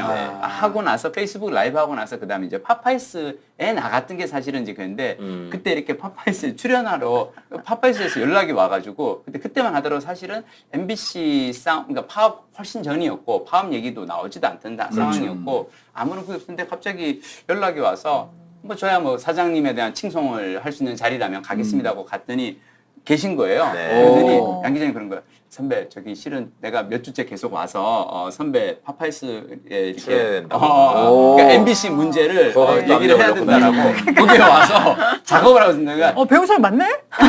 배우세요. 내가 근데 이 얘기를 하는 이유는 뭐냐면 그렇게 하고 제가 이제 출연을 했잖아요. 그러고 나서 이제 몇 주 지나고 나서 이제 이 배현진과의 양치 대첩이 화제가 되고 나서 다시 팝아이스에서 이 양윤경 기자를 또 섭외를 한 거예요. 근데 양윤경 기자가 저한테 전화를 해가지고 선배 저기 팝아이스에서 연락 왔는데 난 이거는 못할 것 같아요. 나 나가서 무슨 얘기를 해야 돼? 그래서 장난해 지금. 아니, 나는 저기 내보내가지고 남 이렇게 절벽에 서 있는 거 바로 확 밀어가지고 해놓고는 정작 본인은 못하겠어요. 그래가지고 배우세라고 배우에 있는 거잖아요. 그 지금이랑 분위기가 몇 달 전만 해도 그쵸. 정말 많이 달랐어요. 지금 그때 촛불 때 오지 않았나, 우리? 아니요. 올해 저는 왔죠, 올해? 올해 왔어요. 예. 올해 와서 몇 달 전까지만 해도 MBC 상황에 사람들이 거의 관심이 없었고 오히려 적대감이 심했죠. 맞아요. 적대감이며 어떤 미운 감정이 많이 켜켜이 쌓여가지고 저는 어떻게든 우리의 상황을 알리고 싶어가지고 제가 너무 좋아하는 정봉재 전국구를 먼저 왔고요. 또 팔아보려고 거의 방판 요원된 거지. 사실은 뭐 몇백만 공범자들 상영하고 나서 이렇게 소감을 여쭤보면 보신 분들이 네. 야, 정말 저 정도인 줄은 몰랐다 이런 말씀 많이 하시죠. 그 얘기를 많이 해요. 우리도 몰랐잖아, 사실. 박문진 이사가 있는데. 저는 항상 그래서 나는 그 얘기를 듣고 난 충격을 받았거든. 저거 지금 100분의 1도 안 나왔는데 맞습니다. 저거에 보고 충격이면 그리고 저는 또 하나 저기 한 게 어쨌거나 저는 이쪽에 관계를 계속 하고 있으니까 양윤경 기자님이 그 주인공이라는 건 몰랐지만 양치대첩은 사실은 5년 전 얘기잖아요. 그렇죠. 그때 파업 때도 유명했던 얘기거든. 맞아요. 근데 사람들이 이번에 처음 들은 것처럼 세상에 그런 일이 있었어 예. 이렇게 하는 거야. 그래서 내가 그걸 야, 찾아보니까 진짜 5년 전 일이더라고요. 그럼요. 4년 전. 4년 전. 파업 네. 이후입니다. 어쨌거나 하여튼 MBC가 172 예. 이후에. 파업 직후. 이후에 복귀했을 때 이제 저기에서 쫓겨나고 막 이랬는데 사람들 마음속에서 정말 MBC가 상종하지 못할 걸로 이미 멀어지고 있었구나라는 거를 그걸로 또 느끼는 거죠. 그러니까 맞습니다. 그런 거조차도 잊어버리고 싶은 거지. 그냥 파업이 2013년이죠. 2012년 그때 안 계실 때였어요. 아, 그래서 이게 실패로 끝났구나. 이번에 선배의 어떤 그 1인 시위 그리고 예. 이제 양치대첩 사건도 마찬가지고 그 많은 아나운서들이 당한 어떤 박해 같은 것도 이렇게 공유가 되면서 시민들이나 시청자가 보이는 반응을 보면서 아, 이 시청자들이 우리가 제대로 된 모습을 보여주기를 처음 마음속 깊숙이에서는 무의식 중에 기다리고 있었던 게 기다리고 아닌가 할 있었구나. 정도로 이 반응이 정말 급속도로 격렬하게 맞아요. 적극적이고 굉장히 긍정적인 반응들이 오는 걸 보면서 예, 그것 때문에 저희가 정말 광화문 힘들어요. 촛불 때 그 엠빙신이라 그러면서 오지 말라 그랬잖아요. 그게 맞습니다. 사랑이 없으면 그런 증오가 없어요. 맞아요. 맞습니다. 그렇게 사랑하고 믿었던 MBC가 망가지는 것을 한 4, 5년 동안 직접 목격을 한 거 아니에요. 그러니까 그렇게 욕을 하고 그랬는데 그분들이 이제 막 이렇게 시선 집중. 시선 네. 집중. 이게 막 아침 저녁으로 다 강했었고 이걸 다 이제 MC들을 이제 쫓아냈었고요. 그걸 철저하게 이제 그게 괴롭혀서 이제 MB 정부 시절 4, 5년 동안 했던 거 아니에요. 그렇죠. 그래서 그걸 이제 견디다 못해서 2012년에 저희가 이제 파업에 이제 그때는 완전히 망가진 시점은 아닌가요, 그러면은? 완전히 망가진 것까지는 지금에 아니고요. 비하면 비해서는, 제가 예. 하는 표현은 지금의 뉴스와 비교했을 때는 그때는 양질이었었던 것 같아요. 이렇게 생각하실 수도 있어요. 90%가 다른 인력들이 왔지만 뉴스를 만들어서 보도를 하면 같은 역할을 하면 왜 그 사람들이 하면 안 되고 너희들이 해야 되느냐라고 생각하실 수 있어요. 그 90%의 채용 절차는 일반 기자 채용 절차랑은 좀 달랐어요. 그리고 일단은 그 당시 경영진의 목적은 뉴스 보도나 시사 프로그램의 보도가 집권층의 이념에 부합하는 그 이념을 공고히 할 수 있는데 이바지할 수 있는 뉴스를 만들 준비가 되었느냐. 그게 제 1번 기준이었거든요. 기자들을 뽑을 때. 네. 그러니까는 제가 직접 듣지 않아서 전달드릴 수밖에 없는데 예를 들면 뭐 노동조합 가입할 거냐.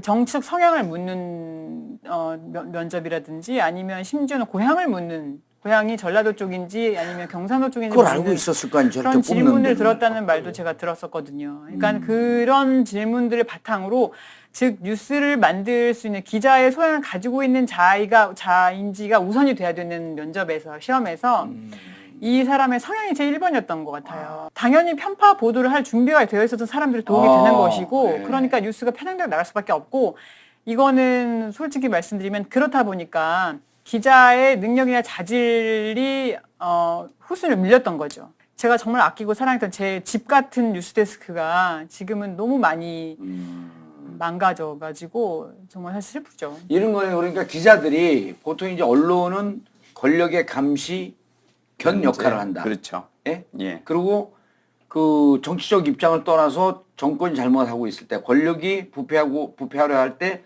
그것을 비판하고 감시하는 기능인데 그럼 기자들에게 너 정말 제대로 어떤 입장을 떠나서 정말 제대로 할 준비되어 있어? 이게 아니고 너 사장님 시키는 대로 기사 원하는 그 방향대로 기사 잘 만들 자신 있어? 그 사장님은 알지? 그 쥐가 임명한 사람이야. 아니, 이거는 뭐 제가 말 만약에 된다. 적당히 편집 좀 해주시고. 편집 안 한다니까요. 사실 저희가 그 취합을 했어요. 어떤 말들이 오갔으면 어떤 설득 작업이 있는지에 대한 취합을 했는데 그거 보면 정말 기가 막힙니다. 예를 들면 우린 노 젓는 사람이야. 주인이 노를 저으면 돼. 죄송합니다. 방송 기자가 이렇게 하는구나 이거. 이거 참 핸드폰도 안 끄고. 방송한 지가 오래돼가지고. 이거 절대 편집하지 마세요. 죄송합니다. 어쨌든 노를 젓는 사람이야. 시킨 대로 노를 저으면 돼. 기자들에게? 기자한테. 우리는 앞으로 가게 노를 저으면 되는데 너 자꾸 뒤로 노를 저으려고 하니? 그러지 마. 너 그럼 MBC 말고 다른 데 가든지 이런 식으로 얘기를 하는 게 다 취합이 됐어요. 실제 그렇게 해요? 실제로. 사장이 아니. 간부들이. 들어와서.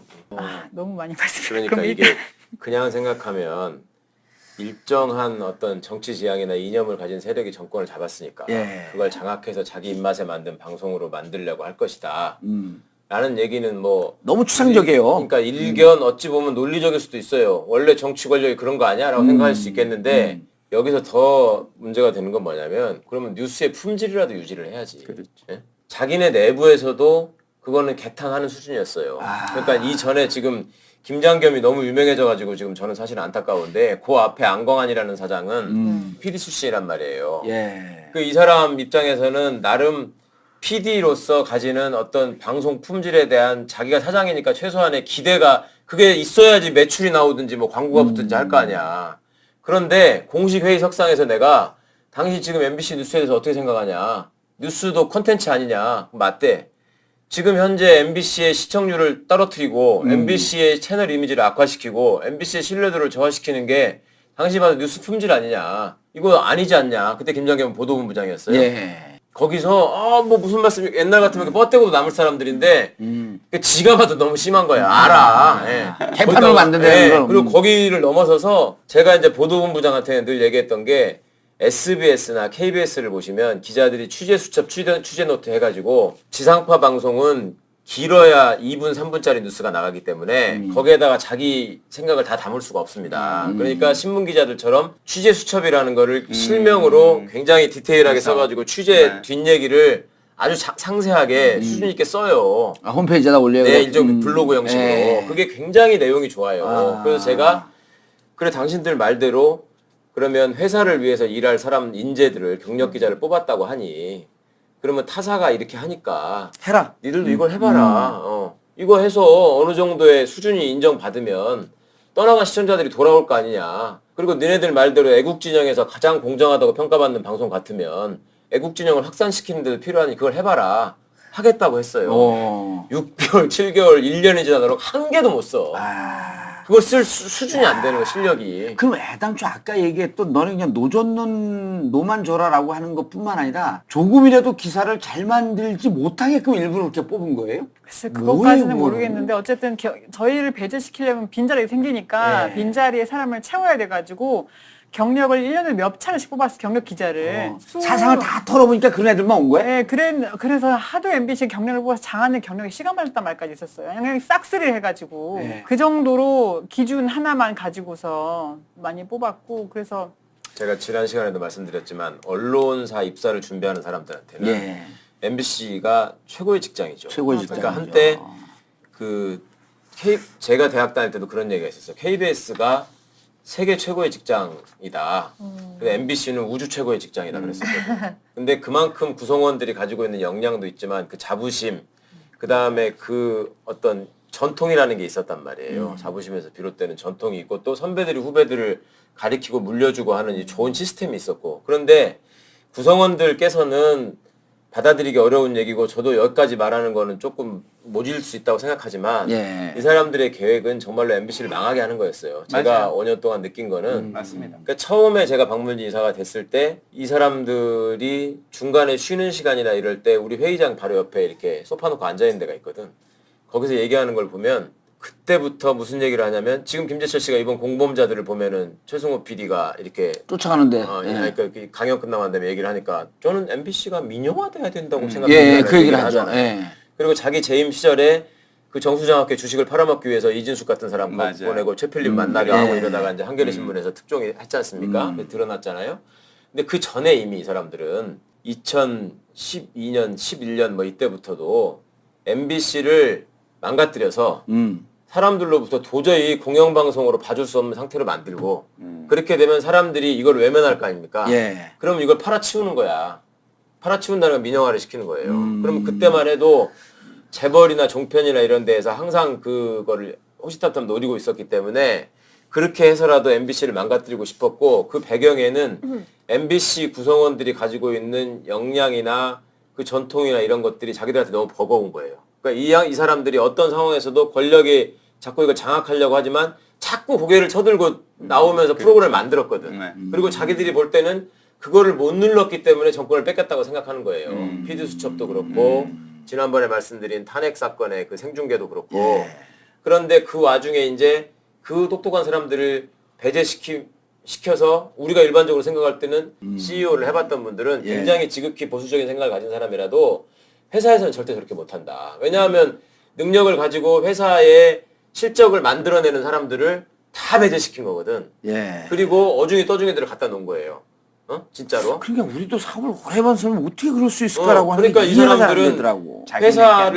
회사가 자기의 그 저기하고 별 상관이 없는 거예요. 이건 그냥 맞아요. 망하게 하는 게 목표이기 때문에 그리고 들어오는 사람들 입장에서는 그 선망했던 MBC 기자, MBC PD, MBC 사원이라는 사원증 하나가 나한테 오는 게 의미가 있는 거야. 너무 좋은 거야. 그 어디 가가지고 내가 이제 MBC 기자다라고 하는 게 너무 뿌듯한 거지. 그러니까 그런 거를 또 얘들은 이용할 때까지 이용을 한다고 생각을 하는 거예요. 왜냐하면 그걸 이용할 때까지 이용하는 순간 자기 자리가 또 계속 보장이 되거든. 이 사람들이 2008년, 2009년에 김재철 씨가 사장이 됐죠. 2009년 이후로요. 지금까지 임원을 계속해. 지네끼리 누가요? 자리만 바꿔가면서. 누가요? MBC 임원들이 지금. 원래 그런 회사 보셨어요? 임원은 한 2, 3년 있으면 길어야 2, 3년 예. 하잖아요. 그런 회사 보셨냐고. 난 이거는 정말. 김장겸 사장도 정치부장 했고 그다음에 보도국장 했고 국장 보도본부장 했고 사장 했거든요. 전무후무한 경우. 이게 대학 중에서요. 그 관서인사 파견된 대학이 있어요. 그럼 이제 대학의 수준은 주인이 없으니까 점점 떨어지잖아요. 근데 이제 꽤 좋았던 대학들이거든. 4년제. 그런데 그 대학은 학생들이 오고 싶어 하는데 점점 수준은 떨어져요. 근데 한 대학이 그 학내 그 유보금이 한 2천억쯤 되는 학교가 그거를 빼먹기 시작하는데 한 7, 8년 되니까 2천억이 하나도 없어지고 맞아요. 가봤더니 그 특정 학교 이제 그 이름은 얘기할 수 없는데 노조는 노조대로 망가져 있는 거예요. 그 센 노조였었거든요. 노조가 왜 망가졌냐면 노조에 있던 노조 활동을 하고 있던 직원들 평균 급여가 약 한 5천만 원이면 7, 8년 지나면서 평균 급여가 7, 8천 원 다 올라가 있어요. 이 떡고물에 노조가 이 투쟁 정신을 잃어버린 거예요.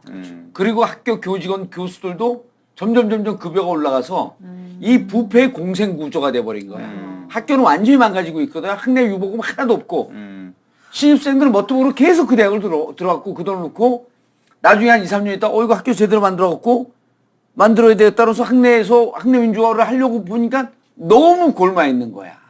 이게 한 7, 8년, 10년 지나잖아요. 속수무책이야. MBC가 그런 길로 가는 길목에 딱 있었던 거예요. 지금 뭐 들어가고 새 노조 만든 사람들 그 사람들 급여 조금씩 올려주잖아요. 그리고 투쟁 정신, 투쟁을 애당초 안 했을 사람들이지만 계속 망가지면서 이제 나중에는 야 그냥 뭐 우리가 직장 생활 좀 하고 급여 좀 많이 받고 그러면 되지. 이러면서 회사는 완전히 망가진 그 구조로 가기 일보 직전이었던 거지. 그 텔레비전을 우리 어릴 때 바보 상자라고 하면서 부모들이 못 보게 하고 뭐 이러던 시절이 있었잖아요. 네. 그 보면은 예를 들어 우리 한성교 씨 같은 사람. 아유. 그 어떤 아침 방송이나 이런 데서 굉장히 좋은 이미지로 이렇게 포장을 한 다음에 그런 이미지를 내세워가지고 출마하면 또 쉽게 되지 않습니까? 옛날에 SBS 유정현 아나운서 같은 사람도 있고. 그러니까 이제 그런 것들이 있다 보니 우리가 이 방송국 구성원들이 실제로 이분들이 어떤 생각을 하고 어떻게 살아가고 있었는가 하는 점에 대해서는 사실은 잘 몰랐어요. 그리고 저도 들어가서 보고서 깜짝 놀랐던 거야. 이 언론사 구성원이라고 하는 사람은 제가 그냥 개인적으로 생각할 때는 기자다, PD다 그러면은 기자들 같은 경우는 항상 무용단처럼 얘기하는 게 자기 기사를 가지고 무리하게 데스크